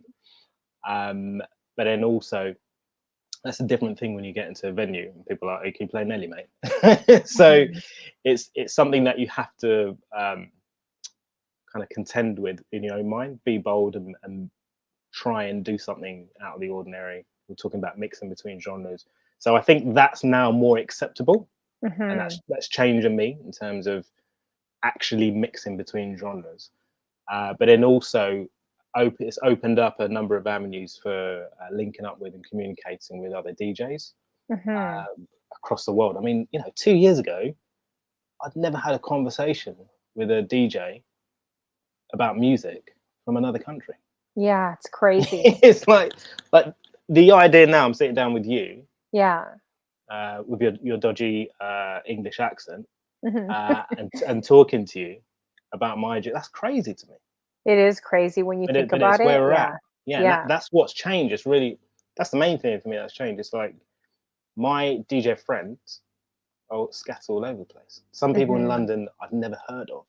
Some people I live near, or my parents live near. And I was like, oh, okay. So you're basically my neighbor. I'd never heard of you before, but now I know you're a fantastic DJ. And, you know, we've made those connections, and that's been the main thing.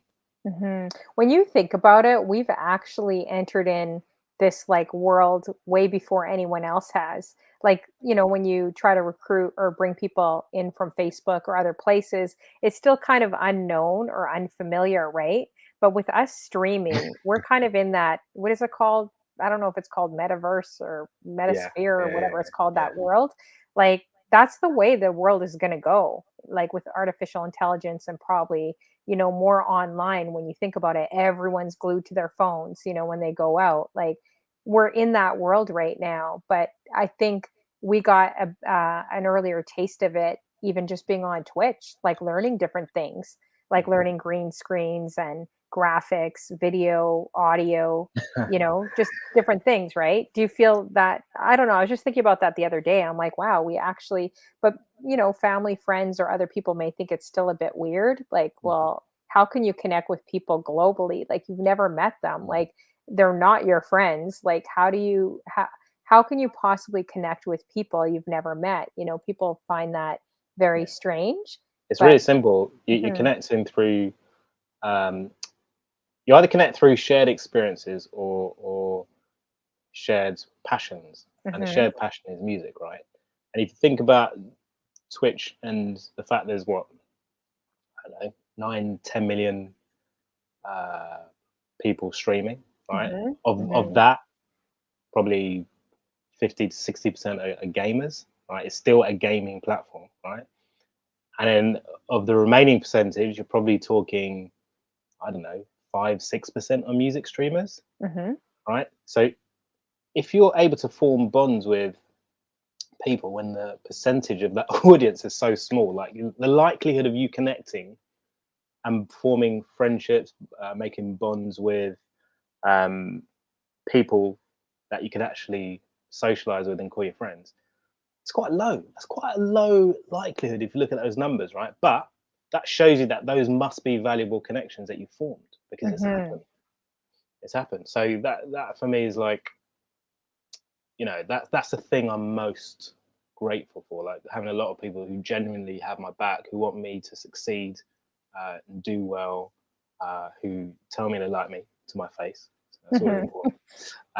And who I consider going forward friends, and hopefully we'll have a lot of great times together. And we've had social events. There's people like Ray Domingo who are kind of champions of um, bringing the community together and really kind of forcing that to happen and making making it that we kind of take that connection that we've got online and bring it into the outside world.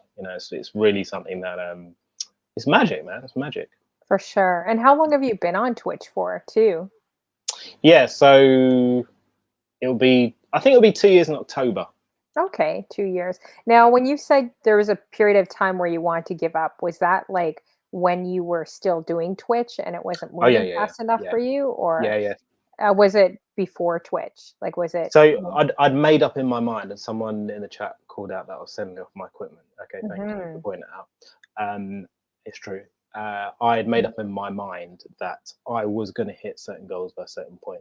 But, sometimes mhm, actually things don't transpire the way you'd expect them to in terms of this perfect timeline. It's like when you look at your life and you're like, okay, in 5 years I want to have achieved this. mhm. Oh, Yep. 5 years have come, I've not done this, therefore I'm a failure. No, you're not a failure. It just hasn't happened for you, or you need to press a different button, pull a different lever, you know, try a different door. And so it just so happened I was really close at that point because I had started sending off stuff. Right, Yeah. I Wow. started off with 3 controllers. I had Cool. one. I had one by October last year, Should have known you earlier. I would have bought one. and now I have five. So now I've Wow, got that's more crazy. than before. I was thinking of Crazy. stopping it all. I'm glad you actually brought that up because, there's so many there's so many streamers. I think if every streamer is real, I think every single streamer has had those thoughts or has gone through something like that. So I'm really glad that you did bring that up because it just shows that a lot of us are like very human, right? Like, there are goals, there's a lot of comparison when you're online, you know, and I've struggled through that a lot too myself, right? So there are moments where I wanted to give up. And I just feel like if it weren't for the mods, like, and I truly appreciate all my mods so much, you know, Mimi Berry, Clarky Jr., if it weren't for any of them saying, hey, like, you know, like pushing, like, you know, like for you to hang in there, encouraging you. And that's why I think the mods are so special too, because they, Yeah. you know, they bring a lot more than just what's in your chat. They also bring a lot more off of your chat to talk to you, right? And to encourage you to keep you going. Because there is Absolutely. definitely moments where I was just like, I'm done. I can't do this. There's only so much I can do. And if you just can't get a few people, more people in your room, or you're not growing, there's just kind of no point. But I always feel that it's amazing because anytime that I ever wanted to give up, like I would have something crazy happen. And even my mods noticed that. Like I think there was one time I was saying, hey, you know what? If I don't reach this goal in 3 months, then I'm done. Like I'm not going to do it anymore. And I think I'm going to try Instagram or maybe another app or try something that maybe your voice would be heard more, people would appreciate it, you know? And Yeah. and then boom, I'll never forget that moment. White Gold raided into me right when I was saying that, and I don't think he knew. I mean, people could probably see a lot of mistakes I was making, but I don't think he knew that I was actually getting choked up. Like that's why I couldn't even say his name. I couldn't even say the Raiders coming in, you know, because I just had that moment where I was Yeah. just like, I'm done and ready to give up. And then boom, right when I said that. And the crazy thing is I was playing Rihanna and he loves Rihanna and I was He's just obsessed, playing it. isn't he? Yeah, like, but like right when he rated in. So it's like I've had many moments like that where you're just like ready to give up. And then all of a sudden, it's not saying a huge raid will count, but I think it's really important to have these conversations because I think any streamer has gone through that, you know, and then the more shows you're on, you know, you don't want to compare or anything, but it's just normal, right? Because as streamers, it's all about you're based on this number. But what does that number really mean? It doesn't mean that it makes you more significant because you have 50,000 people following you or 200 people in your room. Like, so I think that's why it's important to kind of take, you know, social media breaks and also know where your value lies. And it's not in a number. Maybe it lies in helping one person in your chat that is like struggling, or maybe someone that is in the hospital and, you know, is a doctor and is having a tough time and is listening to your music and that's getting them through that night, right? So I think it's always good to put those things in perspective and maybe take breaks. And I definitely took a long break. I don't know if you did, but I did after March, my large break raid. I decided to kind of think like what matters like more, you know. So I'm glad you brought that up too, Yeah. for sure. Well, you know what? It's difficult to. It's like if you're in a bad space. I'm not just talking about, you know, you're feeling like things aren't going well for you in this kind of scenario, but generally, if you're in a bad space, if you're in the moment, it's very hard for you to contemplate coming out of the other side and smiling, basically, Hmm. or, For sure. or thriving, even whatever it is. Hmm. So people can tell you what they want. You can give someone the best motivational speech, tell them everything's going to be all right, but they have to live through that moment, that experience, and be resilient and come through it the other side and make a decision, because that's what life's about. It's about decisions that you make, the paths that you choose, and the consequences of those decisions you make. So in my case, I was very close to making that decision. People in the chat will tell you I started to sell off stuff.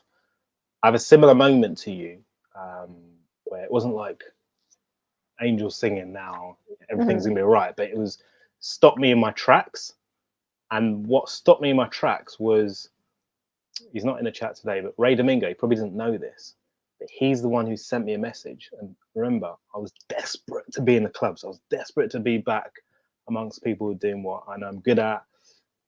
And I couldn't do it. I couldn't break through that wall.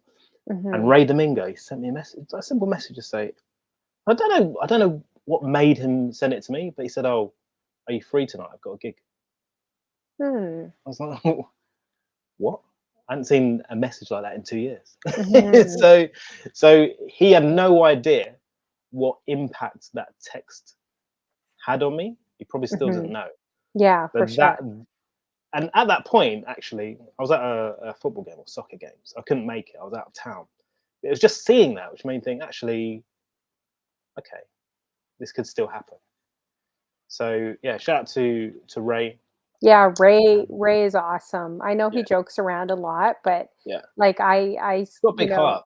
he He's got a big does. heart. He definitely I still think about the interview like till today. And that interview was probably like a year and a half ago, but I still think about that interview between me and him, and Yeah, I think he's definitely special. And I'm not going to pick him up too much because he'll be like, "Honey Flo, are you flirting with me?" But like, but he's a great person, and yeah. deserves Big up to that. Ray Domingo, and I'll repeat, he is like a glue for the Hmm. community because Hmm. what he does is he uses his position to influence, to raise up other people, to bring people together, to bring awareness, to drive support of things that he considers important. Um, he's just someone he's just got a heart of gold. I can tell you other stories people wouldn't know about, but it's not about race, Hmm. about Mr. Drew. Let's continue. Yeah, for sure. Yeah, no, definitely. I agree. So I mean, this brings me back, I guess, to the question that we're on to. And, it's good to talk about this because you never know who's going through different things too. And streamers struggle too, even if they have like a smile on their face. It's kind Yeah, of like Instagram. You see the highlights, Facebook, you see all the highlights of families and different things going up, but you really don't know what's going on personally until someone actually shares their experience, right?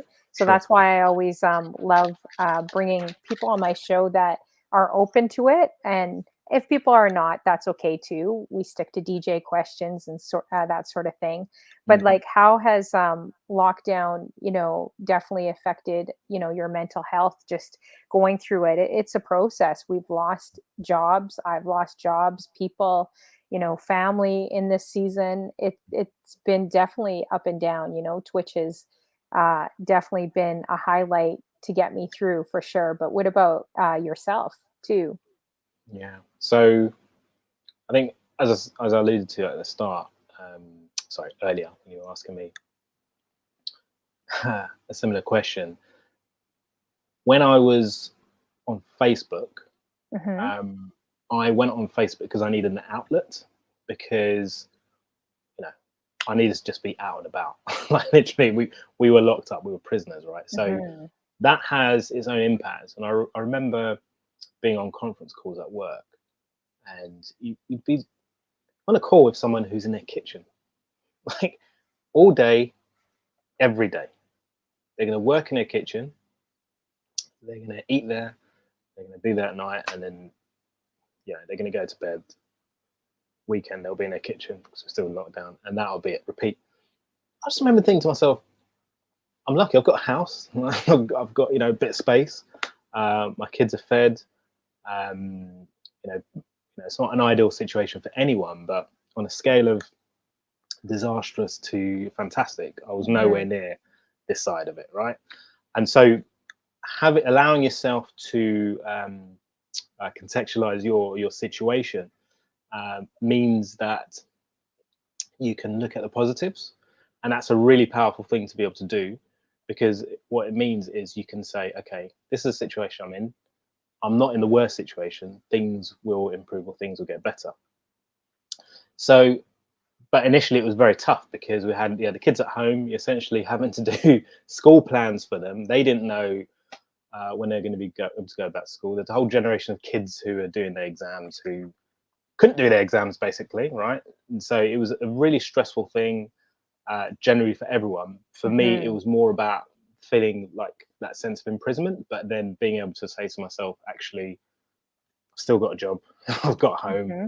the family's safe, right? Yeah, And that's for that's sure. what worked for me. I know it's not the same for everyone, and if you're in a situation that's not as rosy, that can be, it must have been tough for a lot of people. But I also remember, losing not close family members, but family members nonetheless.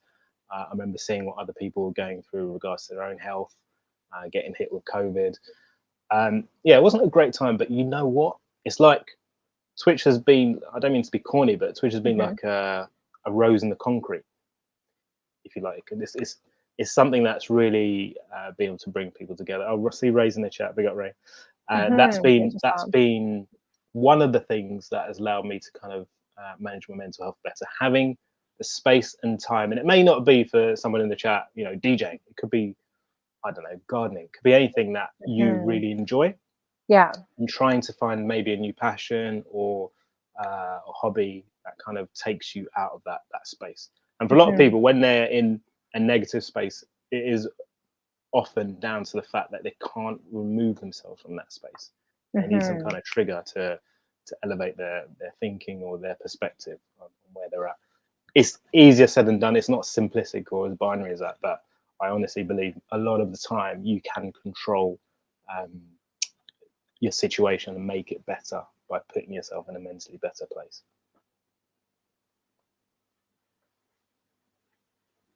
Yeah, for sure. And we're glad that you didn't quit. You know, we're glad that you decided to, push through and continue, and know that like every person has gone through it, every streamer. I don't care how confident or how they may portray themselves in front of the camera.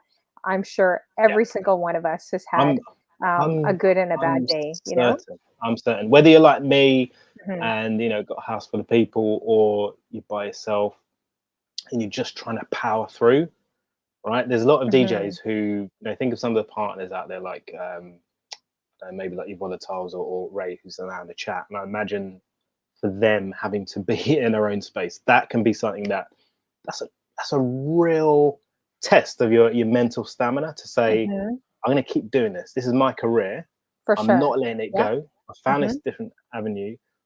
I'm going to ride it out.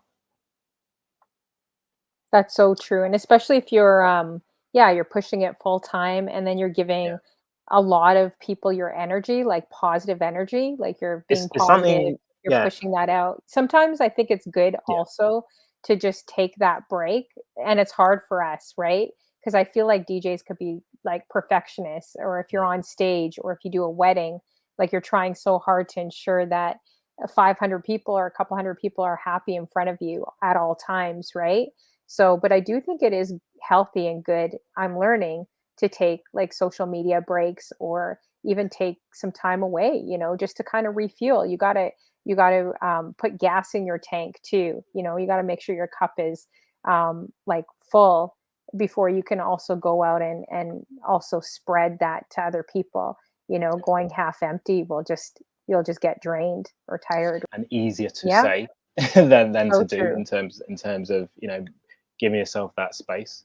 But it's the same for viewers as well, right? I'm pretty sure some viewers, you know, they reach that point of Twitch fatigue. And mods And too. mods, oh, 'Cause shout out to work all the hard. mods, really. Shout out to all the mods. Like Mimi in here, they work crazy hard Dingley, too. They're working full time for all of us. Yeah, I want to big up. Can I just big up the first mod who really connected me with me, who is Baby Girl Ray Ray, who's like she was like I saw her as the queen mod. She's one of those mods who had like 30 DJs at one point. I was like, how do you do it? How does she do that? That's Kids, have you crazy. got work? Have you got all these different things? I think she just basically operated out of a bat cave with 100 screens, because I don't know how else she did it. But she was someone who reached out to me, you know, with my 2 people in a chat every Sunday. I was like, at the end of your stream, do you think it might be a good idea to raid this time? I was like, what are you talking about, raid? What, criminal activity? She's like, no. You need to raid at the end, so it kind of builds up your credit in the community, so you don't just end your stream.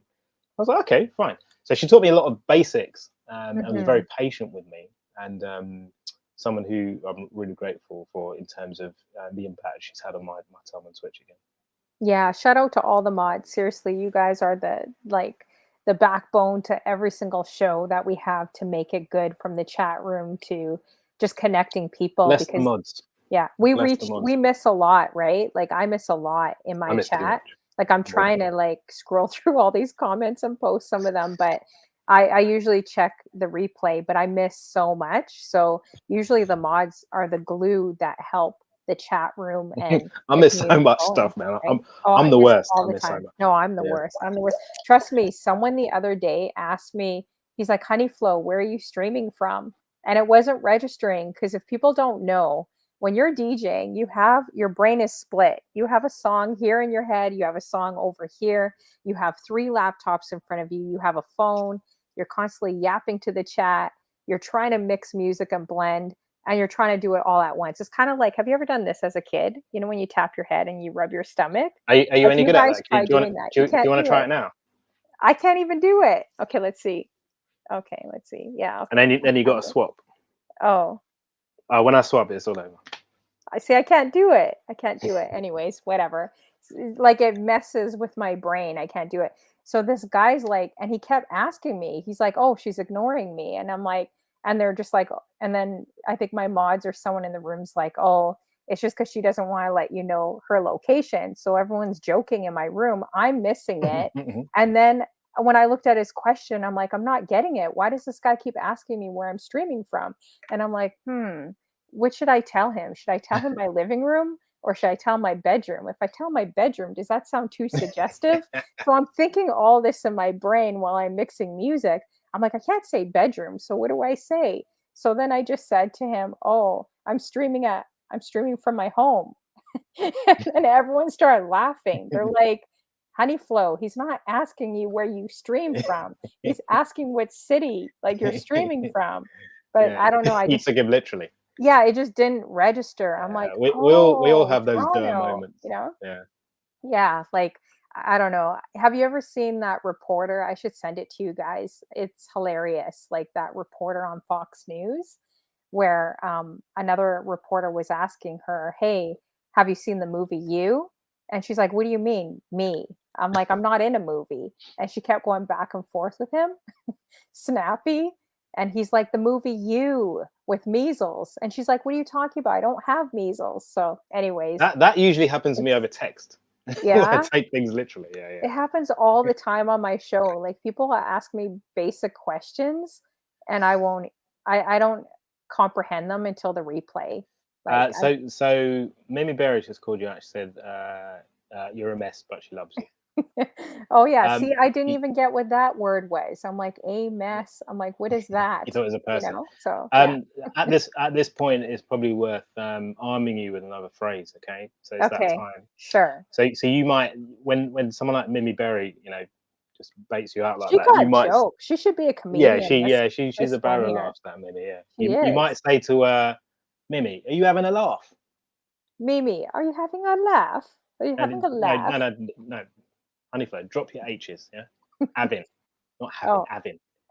dropping my H? Yeah, Avin? drop your Avin? H. Are you having a laugh? Mimi, are you having a laugh? No. Drop the H. It's Avin, hard to are drop you the having a H. laugh? Mimi, are you having no having a laugh? I don't know. I can't do it. It's gonna. Do you guys raise your pitch tones? That's what Canadians do. So I heard Americans are more monotone. They'll just be like, "Hey, how's it going?" Like, I'll just be like flat, but then Canadians will be like, "Hey, how are you? How's it going?" Or, "I can't believe this happened." Like, they'll raise their if you've noticed, they'll raise their pitch tones. So I was told by a lot of Americans it always sounds like we're asking a question Does it? Are you because sure? we raise our pitch tone, right? Are you Yeah, sure we about do that a that? lot. But we won't even ask a question. We'll be like, "Oh, that's great." Like that. And Americans will be like, "Yeah, that's great." You I know? think you're generalizing. So I thought it was the other way around. I I thought am Canadians are generalizing. more monotone. No, no. No. Have you not listened to us? We're not monotone. See We now you're just dialing it up. No, no, no. We're definitely not monotone. Okay, I'll We take your have word for like it. our pitch tones are like this, and I was told Americans are more like that kind of. You Yeah. guys, I don't know. I have to think about it. Yeah. I sound like Kate Middleton? Really? Okay, I gotta look up Kate. Oh, I can't do New Zealand. Can you? I don't think I sound like her. It's Yeah, not I don't know. I'm not sure. Hey Ray, we have a bit of announcement, and but this is we are interviewing, of course, Mr. Drew. Everyone add, DJ Mr. Drew UK in the building. But me and Ray we might have a bit of announcement. Should I mention it later on in the show, Ray? Let me know. Let me know if it's okay to mention what we were discussing or talking about, and then I'll kind of mention it today. Well, I'll mention it a bit later, but let me know if it's okay to mention it.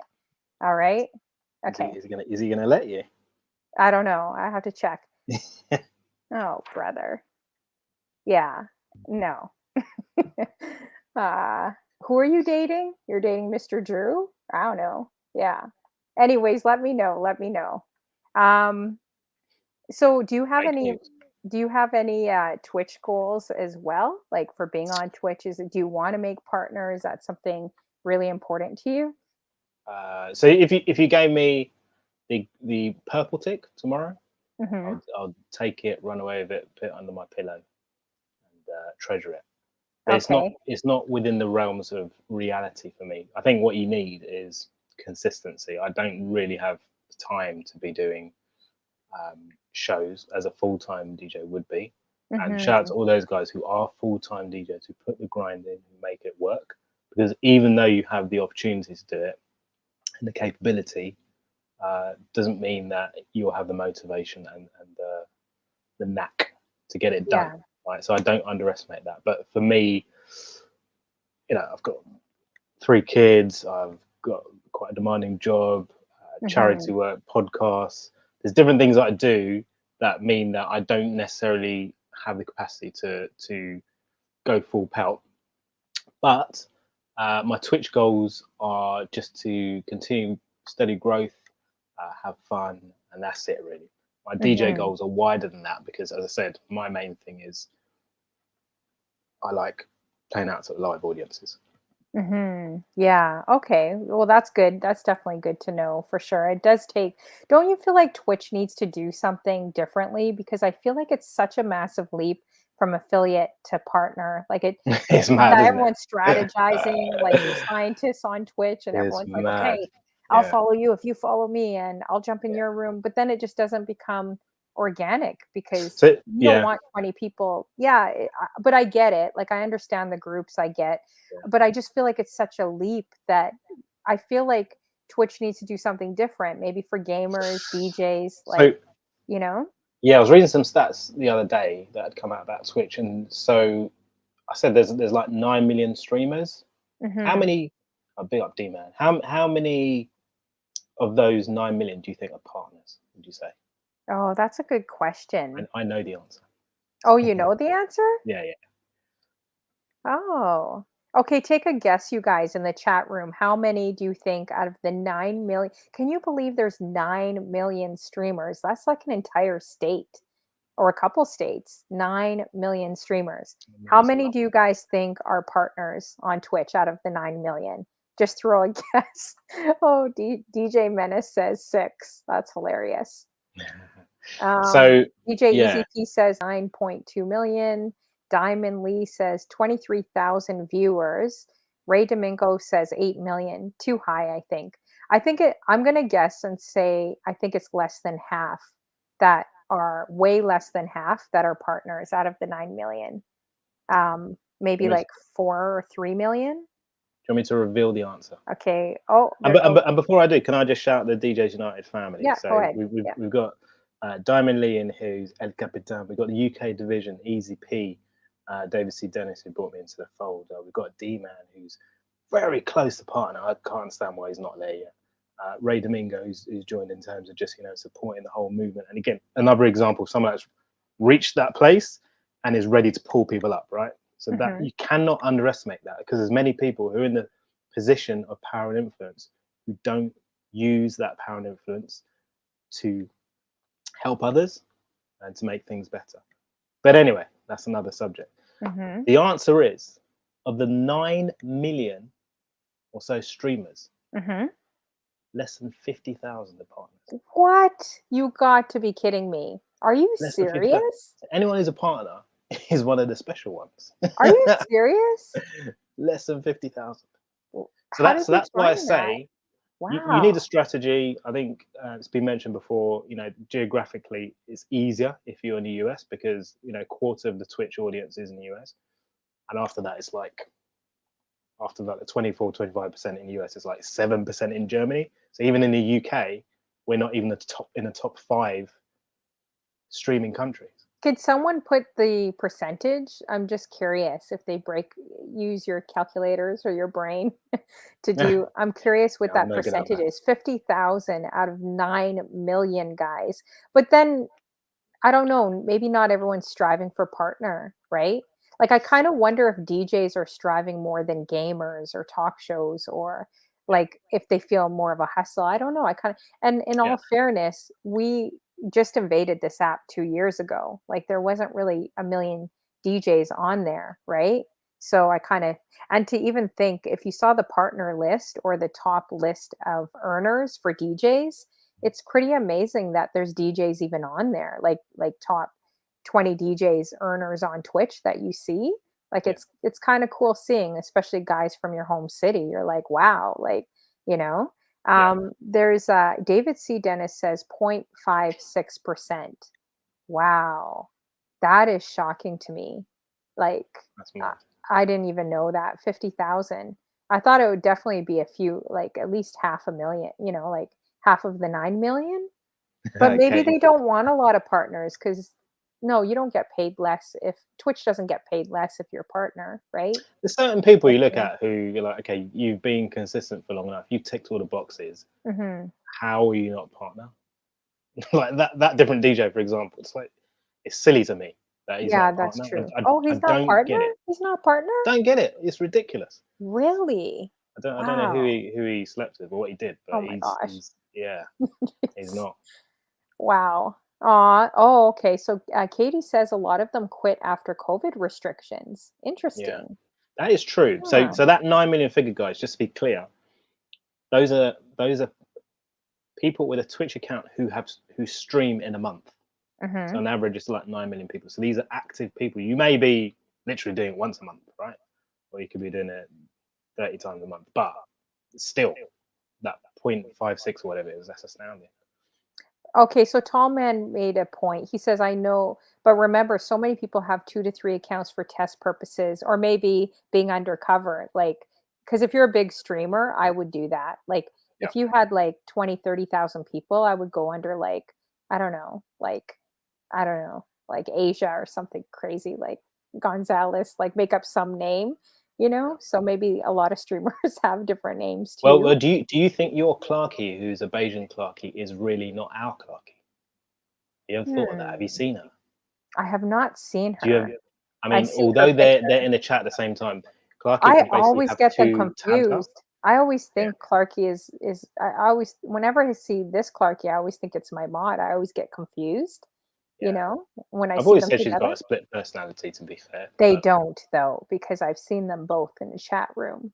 yeah, So but she could have two tabs up. You can do that. Stirs to Soul says how many of them are hot tubbers. No Stirs idea what hot tubber is. Well, Stirs What are we would talking about know here? because he watches all the hot tub streams. So He he's what's a hot tubber? practically in there. He's practically in the hot tub with them, watching them. Oh, You don't is that literally someone that's streaming from a hot tub? Is that Come what we're on, defining it as? you honestly do not know what the hot tubbers are? Honestly, I'm completely ignorant to that. It's like all Please those educate me. girls that are all like, I don't know, do all these crazy things, and I guess Crazy they're just things. hot tubbing and people just watch them because 'cause they're, like, Okay. gorgeous, I guess, and they're Wow. doing there's some women that do crazy things on Twitch. There's also a lot of men that do crazy thing on Twitch. So, Yeah. it's kinda like another app I won't Yeah. mention, another app people move to. I just want to say But I can I just reiterate? I'm really glad that the people in the chat and some who aren't here who over the past year have tried to drag me down into their depths of depravity and some of the really untoward and unsavory content that they want to see from me. As I said, I'm a wholesome guy. I'm a family-friendly Yeah, I don't streamer, know if I believe you. I think you're putting on a good act. and Where's your I wifey? really she's sleeping, Mimi I think. Berry, there's another app. She's Yeah, it gone to sleep. starts Mimi Berry, it starts She's with on a P. Mixcloud. It starts with 2 words, a P and an H. That's what the other app is. So I'm not gonna say what that app is. It's pretty much the same thing. And then I wonder why the heck is it on Twitch? But people are into all kinds of interesting things like Ray Yeah, Domingo, like and Eva Mendez, his little women that he has there. yeah. Um, But you mentioned my wife. Like I can say to you, I think most people who stream can relate to trying to bring people onto the platform with them, and it just hasn't worked. Like, because you either get Twitch as a platform or you don't. And in my head, it's like, oh, don't you like music? Surely you just follow me. It's not for everyone. Just not for everyone. It's not everyone's cup of tea. Well, you guys can guess. I'm not saying it. Actually, don't guess. Leave it out of the chat room. So what are some of your weird streaming habits then? I don't have any. What? I know you have some. Okay, you push me. So one time I recall, because I used to do this stream. It's basically Everyone says you're lying. They're not believing you. This is not great, guys. Make it look bad. So I used to do this slow jam stream on the Thursday, and we used to have a section called the Blue Room. So that's when we play like really kind of saucy, spicy slow jams, right? Kind of put the kids to bed selection.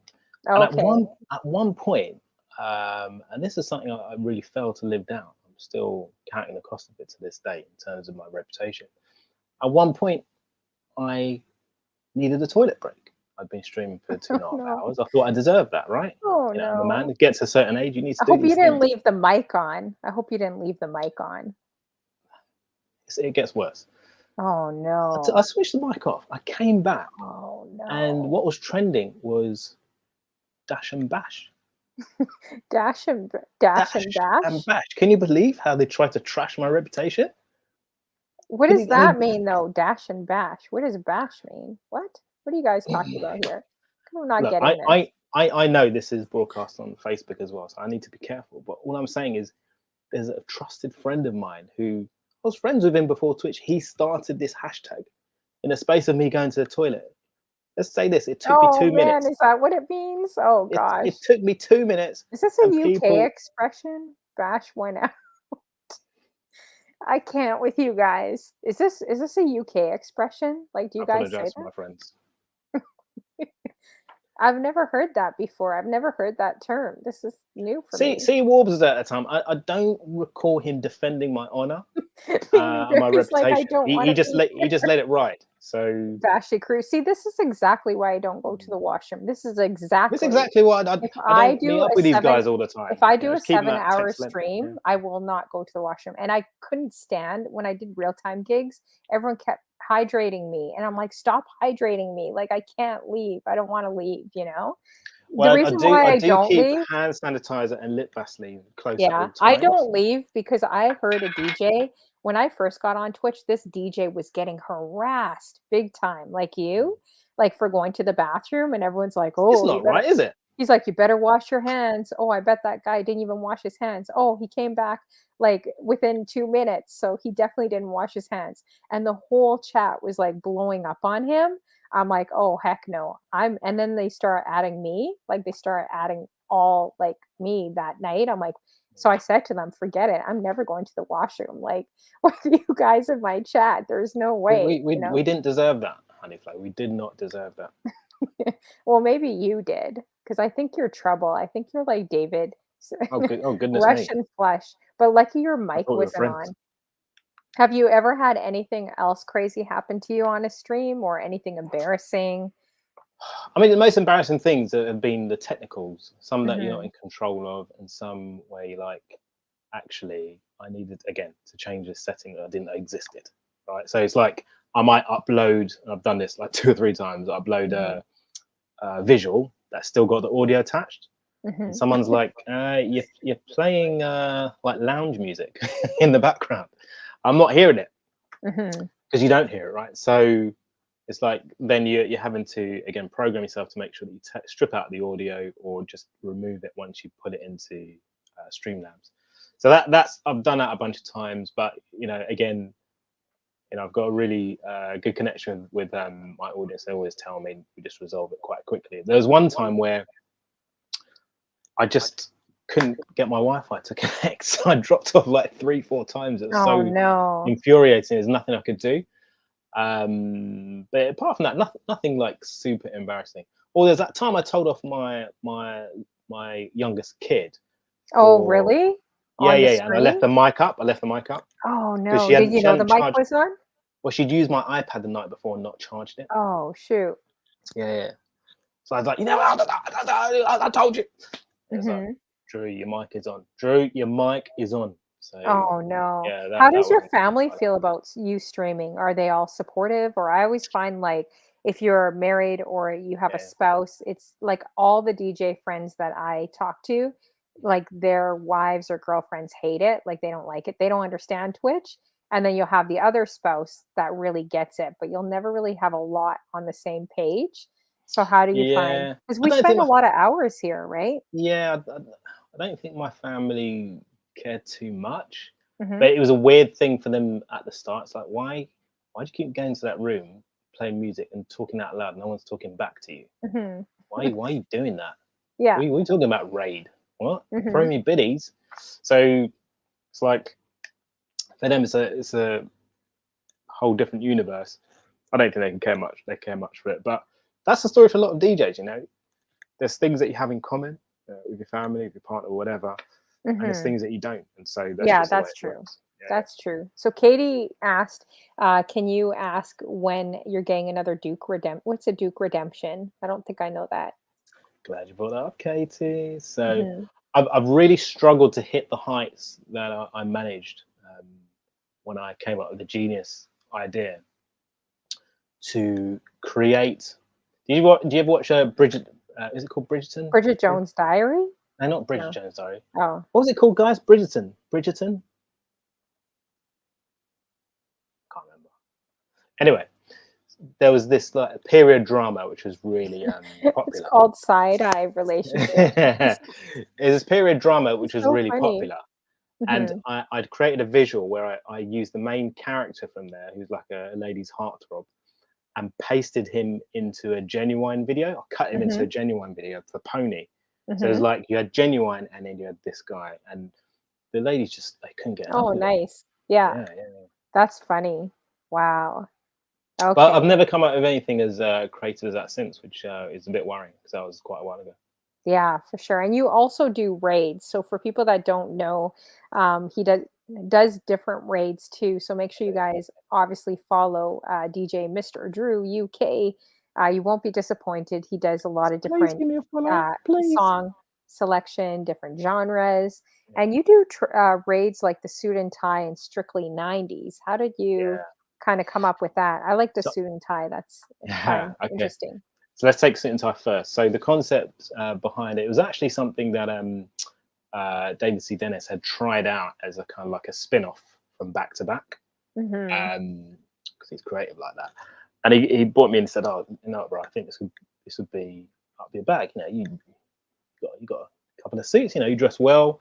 I think it would be something that would be good for you to drive." So I was for the past 3 or 4 months. I think we're doing the next one on the 28th of July. I'll sort it out. Hmm. For the past 3 or 4 months, I was putting together the lineup for that, and it was all good, Honeyflow, all good Hmm. until we hit June, and then when we had to deal with the heat in these rooms that we stream from, this is why you get events like DCD stripping down to nothing but his bow tie and thinking it's acceptable conduct because he was so Hey, it hot. gets some higher ratings. It gets some higher ratings. Well, this is the thing. Here's a nugget of information for you, right? When you do the It's suit better and that tie than race, that than the hot tub girls. yeah, when you do the suit and tie raid, that's when you get certain Yeah, whispers. I'll leave it there. I'll leave it there. But true. But the suit and but tie, why don't you guys just be, have the tie or the bow tie and not like a shirt underneath? Like forget because then about that will encourage the people to go the down that collar murky top and path. everything. But Yeah, you people guys go down that already murky gone path down of that just wearing murky nothing. path. You guys have already. David C. No, Dennis, no, no. he's already I'm pulling him he's out of already that. down that I'm path. pulling him out of that moral cesspit. I'm not going to stand for this anymore. Let me just tell you that. So Okay, how the many suit, people in the chat want to see these guys on the suit and tie raid with just a bow tie or a tie on, goodness and me, they don't have a goodness me, collar top on? Honeyflower. I thought we were friends, but Put some ones in the chat. goodness Let me, me know how many want to see that in the next raid, and we'll throw Ray Domingo in there as well, since wow. he does burpees and push-ups. How many of you guys want to see that? Throw some ones in the chat. Now I'm causing trouble. All right, so D Wills is one party rocker Oh, let's throw Party Rocker in the suit and tie Ray too. He's like, not me. Hey, Party Rocker's like 6'4". Let's throw him in there too. D Honeybee, there's a one. J Ordana, there's a one. D Do you sense a Will, trend one. here? Hey, David C. Dennis A is giving gender one. trend. He's giving ones to himself. Look at him, you know? Oh, you don't put ones in chats? Why? How come you don't put ones in chats? Um, oh yeah, we don't really want to know that. Well, I think that's why they have like didn't you say you have Vaseline or some type of oil or something Oh beside goodness, your goodness me, DJ booth? we going there. Don't get official DJ Marshall nervous. I do roll everywhere I go. I take Vaseline with me. That's just a Mr. Drew Yeah, fact. so there you Okay. go. So that won't be Here, the case, DJ here, I have a Menace. little tub. It's for my lips, guys. Let's make that clear. And then we have the hand gel. Okay. Okay, guys, I'm gonna say something. I'm not gonna call out the DJ. I think you guys might guess who it is, but I was laughing so hard. I don't mean to laugh at this DJ. You guys are gonna know who he is. He literally oiled his body. I'm not even kidding you. Like when I was watching him, I'm like, that guy cannot be that greasy and shiny. There's just no way. And he had like this really tight fitted tank top on, and his arms and his neck, like his Is he a face wasn't US based oily. DJ? I'm not gonna say. I'm gonna Is say. he in the chat? Is he in the chat? Shoot, I gotta check who's Oh lurking. I my don't want to gosh, get he's in in the trouble. chat. I gotta be careful. He's. I'm gonna just say he's in North Your America. friendship is dead. And me and my mods were like falling over laughing. We're like, okay, I need to go in his chat and lurk. And we were trying to go in his chat and lurk and see if he actually literally had. It wasn't lotion. It was like full blown like oil all over him. Like I was like, what is he doing? He's like extra shiny. Official DJ says not me. Um, DJ Easy P's like, I don't know what came over you. Oh man, Mimi Berry knows. Don't say Mimi Berry. Don't say it. I don't want to get in trouble. Um, yeah, so I think you guys should do that. You have a lot of ones in the chat. If your wives or whoever are okay with that, then you guys should do the suit and tie thing. How And are they going to be give it a okay with try. that? I don't know. Well, you guys are already doing other things, like David C. Dennis. He's already doing. I don't know how many other things that guy does, but he does a Many, lot. many, many things. Yeah, and you Is said it? you do the spicy R&B. You already do that. So what's the difference? No. Let's be clear about this. Mhm. DJ Honeyflow. That's the old me. Oh, that's the old I'm you. a man of respectable standing, impeccable conduct, Huh. and moral virtue. You Yeah. you can't stereotype me and just keep me in that place. I thought you said you do it. You do these raids or you do these things. I don't know. Why are you just spouting random stuff now? I do these things. What do you mean? Oh, I don't know. I'm sorry. I'm looking at my next question here on the sheet. I think we pretty wow. Geez. So, I was gonna say, okay, so you're obviously not um David C. Dennis is like, I'm calling my lawyer. He Don't can't help you, say who bro. it is. Yeah. Let's see here. Just reading some of these comments. What? DJC Warp says, sounds like Honeyflow got a crush by the sounds of it. What? Got a crush on who? On Mr. No, Oilman. I don't know. No way. No. He's a Oh, decent looking guy for sure, but like some of oh. the stuff he does on Is the he a decent streams are looking a little British weird DJ? for me. Would you say? No. I said North American. North It's just a American. little Okay. weird. It's just a little weird. Some things I see, I'm like, nah, I think I'm good. A little too weird for me. Right, should we teach you a new phrase? All right, go ahead. Yeah. Why don't you try a different language? Why don't you try Luganda, which is my parents' language? Ooh, that would be hard. Okay. Yeah. So we're going to teach you basics. I always start with this one. Mm-hmm. So we're gonna say, "How you doing?" in Luganda. Yeah. Okay. Which is Oliocha. Ole. Oh, geez. Okay, say it again. Your Cockney was better. Oliocha. Olio cha. Olio cha. Now if you that's a bit aggressive, but it's fine. Oh. Now What if happens in if I went Uganda, up to a guy and said Olio cha like that? Like, would I get away with it? probably run. Too But the aggressive? key is in Uganda. It's kind of like African culture as well. You've got to address men and women differently. So if you're saying it to a woman, you have to say nyabo. Oliocha nyabo. Olio cha nyambo. Is that how Nyabo. you say it? Nyambo. Nebo? Nyabo. Nambo. Nabo. Now you're just making words up. Now, if you're talking to a man, you have to address him as Sebo. So you say Sebo. Oliocha Sebo. So how you doing? Oliocha Sebo. Okay. Oh, much better. Very good. I like that. Good. Okay. I'm going to try that if I see someone, maybe in aisle 2. I'm going to just go up to them and say that. Yeah. Next time you're in Kampala, drop those bars. Yeah. Oh, man. Wow. Well, that's good. Sabrina's Well, got it. if you guys have any questions, do you have a few minutes left too? I know we're past 7 and it's really late there. Yeah, I want to sure. respect your timing. No worries. I'm just up drinking. All good. All right. Yeah, it went by so fast today. Wow. Um, I'm not trying to be. Seriously. I'm not like, yeah. Anyways, next comment. Have we got any questions, Um, guys? yes, that's what I was going to ask. If you guys have any questions, and make sure again, you guys add DJ Mr. Drew UK, great DJ from the UK person, does a lot of variety in his streams as well, does different raid trains. So definitely add him as well. And feel free to follow if you haven't followed me yet too. If you like to. Oh man, Mimi Berry, are you for There you real? go. I just looked at another computer here. This is Don't not worry. the right time to be doing this. You know what to do. Seriously. You Like left it live for a reason. I grabbed it because I don't think I can even get up with my back. So I'm like, oh, DJ's worst nightmare. So I made sure I grab it just in case so I couldn't get up. All right, guys. Mimi Berry, which I'm going to kill, has made me redeem this Batman mask. There is a story. I'm not crazy. There is a story Oh, it behind suits this. you. Oh my gosh. So, okay, now I Nice. can say what you want me to say. Very nice. Olio, cha. The I camera. don't. I mean, No. I would stick to. You're right, mate. So I have to wear this mask. She redeemed my channel points on me. There is a story behind this mask, but we don't have time to go through it. So I'm just gonna wear this mask. I did think it Mate, was Catwoman, but look at it looks she looks so angry.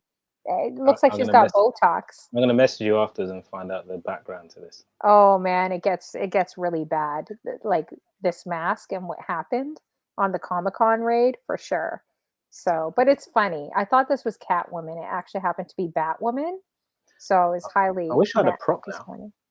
Yeah, you don't Oh, have one? D's asked a question. But this Oh, we missed it. makes my eyes puffy. I think I'm allergic to this mask right here. Jeez. D Wills has asked a question.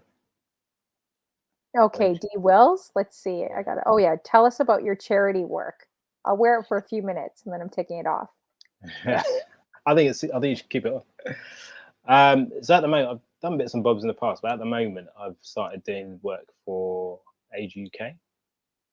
So Age UK is a charity that supports elderly members of the public who don't necessarily have people to talk to, and they may be lonely. So particularly if you think about during lockdown, that would have been something that was a big issue. People kind of isolated in their homes. And it was something that was of interest to me because I've got 2 senior parents of my own. They've got each other, which is a good thing. But just in recognition of the fact that not everyone's kind of got that, it's a privilege, right? I picked that up, and it's really good. Like just being able to speak to people. It's like making connections and knowing that you're bringing a bit of joy to someone's life, which is good. Okay, Sabrina asks, how will you incorporate in your next raid train, please? This mask is making me itchy. I don't know if I want another Vaseline question, no doubt. So, what the plan for the next suit and tie raid? If I end up having to do a DCD, you know what that means. It's really important that you stay lotioned up. I believe in that strongly. Oh so man. number one of your elbows. That's really important. But guys, you got to cream your foot back, as Dee's told me. I thought it was back foot, but it's foot back. Okay, I'm taking off this mask now. It's making me itchy. It's making me itchy. I'm feeling itchy right now. All right, so DJ Easy P, who is your favorite MC and why is it?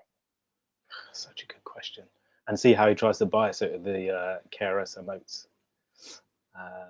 Honeyflow, are you there? You're just leaving me to fend for myself. That's fine. So I think there we go. If you're talking top 5, I would have to say KRS-One is in there. Like, I have to say, like, Oh yeah, KRS-One is big. even if you consider, not even if, but consider when he came into the scene, you know, this is like decades ago. Rhyming patterns are quite basic, quite simplistic. There was nothing complex behind what people were doing, but he was still so ahead of his time. Nice mix of like aggression, conflict when he needed it, storytelling, threw it all in there. But in terms of favorite MC, he's definitely top 5. But in terms of favorite MC, on pure ability, I'll probably say Nas. But I love Kanye West as well. Really, you love Kanye West? And Common. Oh, okay. Oh yeah, Common's amazing. And Tally Have a great night, so many. D Honeybee, cuz. Have a great See night. you later, Honeybee. Good to see you. Thanks for coming through. Now I'm just trying There's quite a few. I'll change my mind tomorrow, but for now, we'll go those. There's a few questions in here. I'm just trying to look it up. Thanks for coming through too, Bexby as well.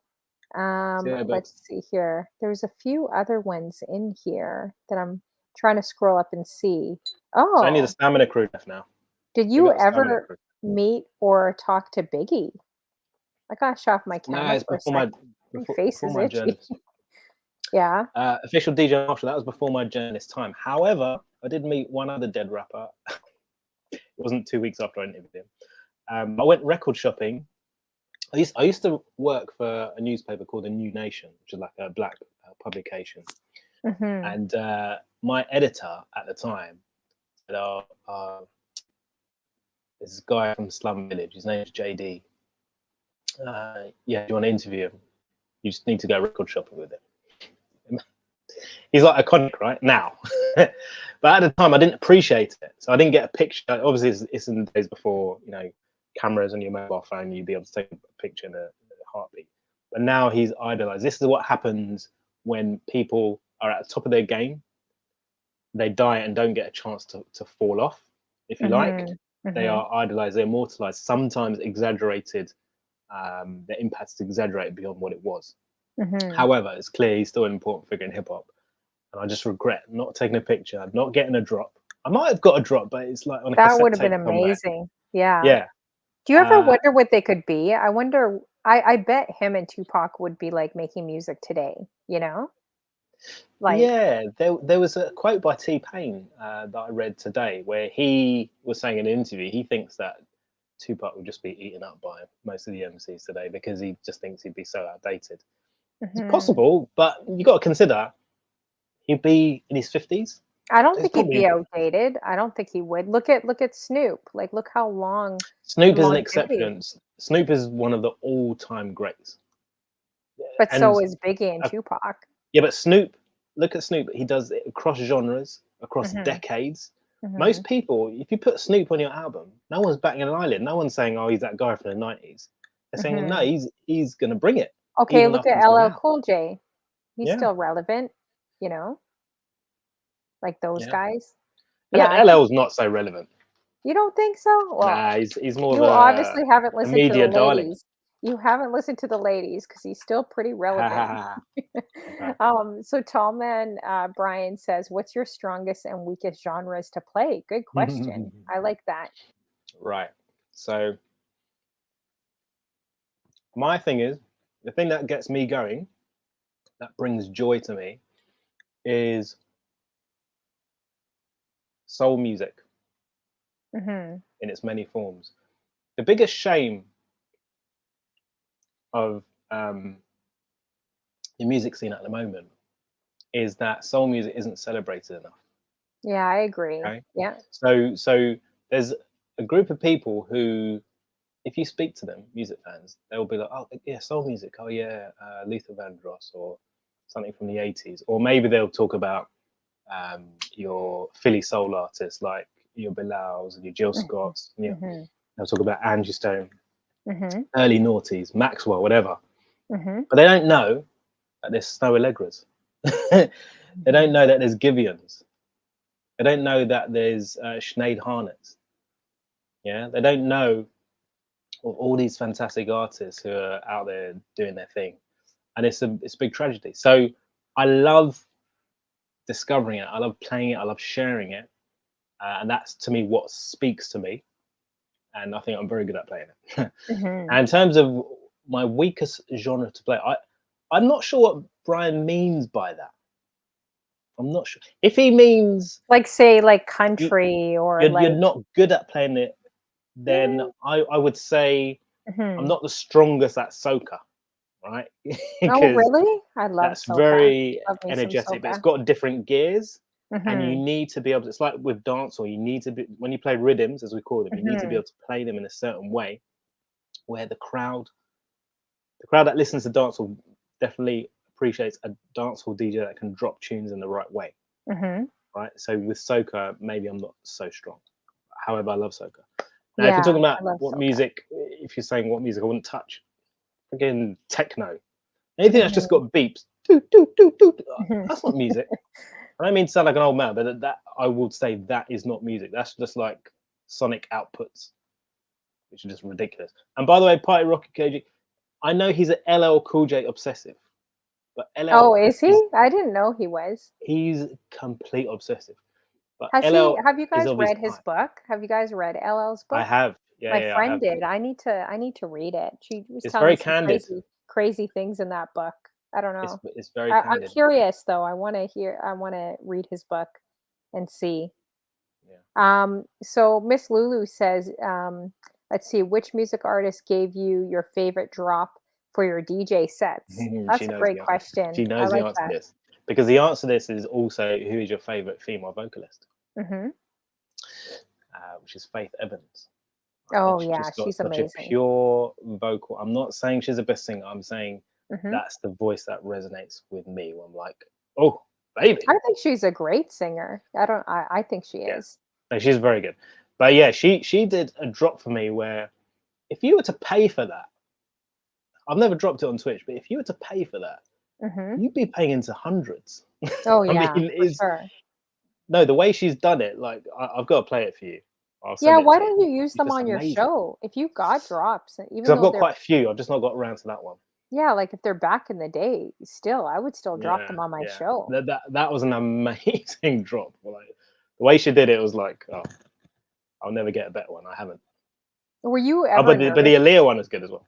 Yeah, were you ever nervous interviewing any of these people or not really? When I You first just started kind in, I got nervous all the time because it of was a new thing for me, and you just go into these scenarios where you are there, asking the questions, mhm. and it's quite a you know weird thing to do. If you've not done it before. It is when they're like right in front of you, you're like, "Oh my gosh, this is like Yeah, Aaliyah or, like these are such amazing artists right in front of mm. me?" Yeah, So, and I've been burnt a couple of times through not being prepared. Preparation is everything.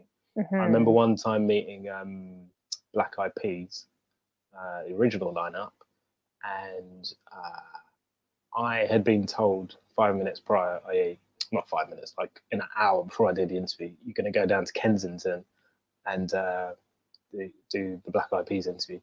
I wasn't ready because I wasn't Mm. expecting to do it. So I turned up thinking I could blag it, and Will.i.am basically looked at me with contempt all the way through the interview. Like, that's not a very clever question.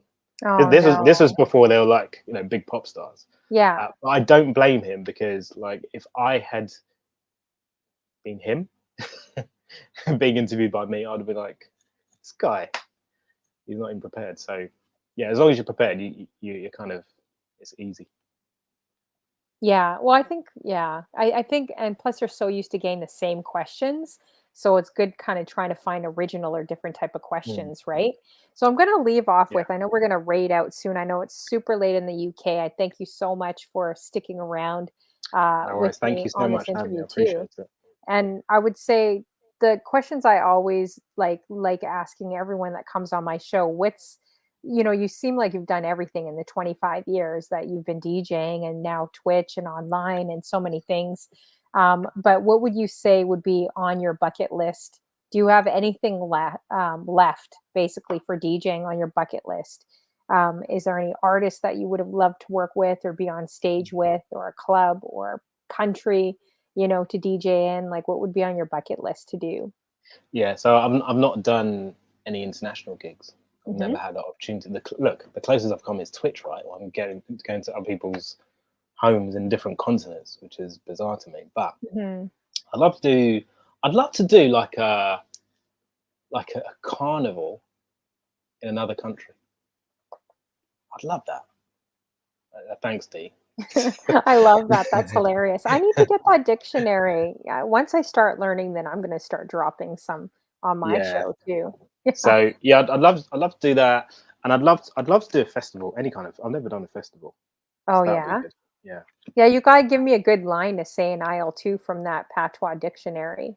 If you give me a good line sometime, and then I'll drop it in aisle 2 for you and do a video. I'm not the one to do it. So then what would be on, like, hey, DJ Sam Smite, I see you. How you doing? What would be on your life bucket list in general, like to do with your family, or what, like if you only had like say 2 weeks, to live, like what would be, I know it's a deep question, but it's something I'm always curious how people's thoughts, how they think, but what would be on your life bucket list to do? Yeah. So one of the most rewarding things you can have is to see your kids grow and thrive. Right? It's a privilege because not everyone gets that for whatever reason. And so, just my thing is just seeing my kids' successes. Just live and see as many of those as possible, and their milestones. Because I always think, like, if you live with your kids or you're around your kids regularly and you've got more than 2, if you're doing parenting properly, you should be tired as you should be. If you're doing it properly, you should be knackered, as we say. Can you say knackered? Yeah. Can you say knackered? Can't say knackered. We don't say it, but you can. Yeah, can you say it? I want to hear you say it. I guess so. Naked? Naked? Is that how they say naked?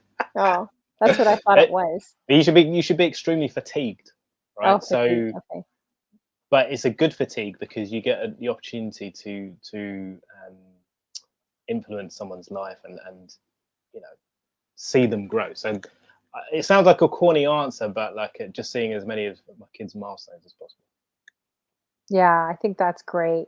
Have a great night, Mimi Berry, as well, and everyone that's stuck around in the UK. Appreciate you guys. I know it's really late there. What time is it there? Like 12 o'clock or past 12, right? 12:30? Oh, shoot. Yeah, it's really late for you guys. So I'm going to wrap it up. And I always leave it up to the guests too to rate in. So is there anyone you can see that you'd like to rate into? We could set up the rate. Let's hit up the DJs United family and let's go to Mr. Underscore himself, who's in the Battle of DCD tomorrow. I'm not sure what they're going to do in this battle, but DJ Prodigy, the Taskmaster. Okay, yeah, no problem. That's always a good. All the underscores. I know. I always get, because he's got his name so long. It's like, come on, shorten it. Like, and then all the underscores too. It always messes all the with underscores. Me. Okay, I'm gonna look here and try to set it up here. Okay, yeah, it's a long name. Sheesh. Okay, well, thank you guys so much again for coming. Big up everyone in the chat. Thank you so much for joining us, man. This has been like I was worried like 2 people were going to turn up. Honestly, my biggest worries with Twitch, something's going to go wrong technically, or no one's going to turn up. Yeah, no, they all turned up for you for sure, definitely, and I appreciate that. Yeah, thank you guys for coming through so much. Especially as it's so late. Yeah, shout everyone in the chat. Big up my mods. Exactly. All the regular supporters, all the newbies, everyone that's just following me today, if there's anyone. And again, Ray, you didn't hear the shout I gave you earlier because you hadn't joined, but I was close to retiring, and your text probably halted me in my tracks. Just so you know. So big up Ray as well, and shout out to everyone. You got to catch the replay to see all the nice things we were saying about you, Mr. Ray Domingo. And speaking of Ray, I'm wondering if I should announce it, possibly. Maybe I'll just put it out there as a feeler. I'm doing a dating show. I'm going to try to attempt to do an aisle 2 show, guys. And Ray, I'm looking at being a bachelor. So if there's any women in the room that would like to come on with Mr. Ray Domingo, let me know. But I am looking for like good candidates. Change the game. not crazies. Although I would love to throw in a crazy person for raid. That would make the show fun. At least for me, it would be very amusing. But we are kind of talking about it, off our shows. And I think Ray would be a lot of fun. He would be funny and fun, a little scary. I'm a little scared because I'm trying to look for genuine connections. But hey, so we're in the talks of that. So if you think you're a good fit for Mr. Ray Domingo and his lovely sidekick that he just got, the Eva, whatever her I thought you were name gonna is, say. I thought you were Eva gonna say Men. side piece. Yeah, whatever it is, I don't know. I thought you were gonna say side piece. That's a Then tall man Brian B bar. yeah, then definitely let me know. So that's something we're talking about now. And if you guys think you're good candidates, I'm looking for like some good women, some good guys to single that are on here on Twitch, but they actually want to make a connection too, not just be on a show. Like I definitely inbox me because I need to find them. I need to find some people. We're gonna make this IL2 thing happen. Trust me, we're gonna make it happen. So okay, so I'm gonna set up the raid right now. If you want to give out a few shout outs while I'm setting it Yeah, up, let's do that that. would be So great. again, shout out all the Drew crew inside. We got David C. Dennis, official DJ Marshall. Big up to D Wills every time. Big up DJ Sam the Smart. We got Tallman Brian B. Some respect to you. Steffi Steph, what's going on? Thanks for staying up, guys. Ray Domingo, of course, the party rocker, Kev G, legend of the Twitch game. Shout out to C Warbs. Clarky, don't know if she's still in the chat, but maximum love and respect to you. Kate, you did big up. Everyone, if I missed you, please call me out, but I think we've got most people there. Yeah, I think we got everyone. Thank you guys so much. I think I just started the raid, and I want to thank you again for coming on. It was so much fun just learning more about you, for and sure. Thank hope you, to Sam. check out more of your shows. Make sure everyone adds, DJ Mr. Drew UK on Twitch, and it's a lot of fun, definitely. So make sure you check out his raids and his shows and everything he does. So it looks like it is almost going before we raid out, we got one more phrase for you in Luganda, which is thank you very much. Webale nyo. Webale no. Webale. Webale Nyo, which means very much. No. I'll hit you, but we'll work on it. Yeah, we gotta work on this. Yeah, I'm horrible. This is why I failed Spanish classes, guys. I was horrible at it.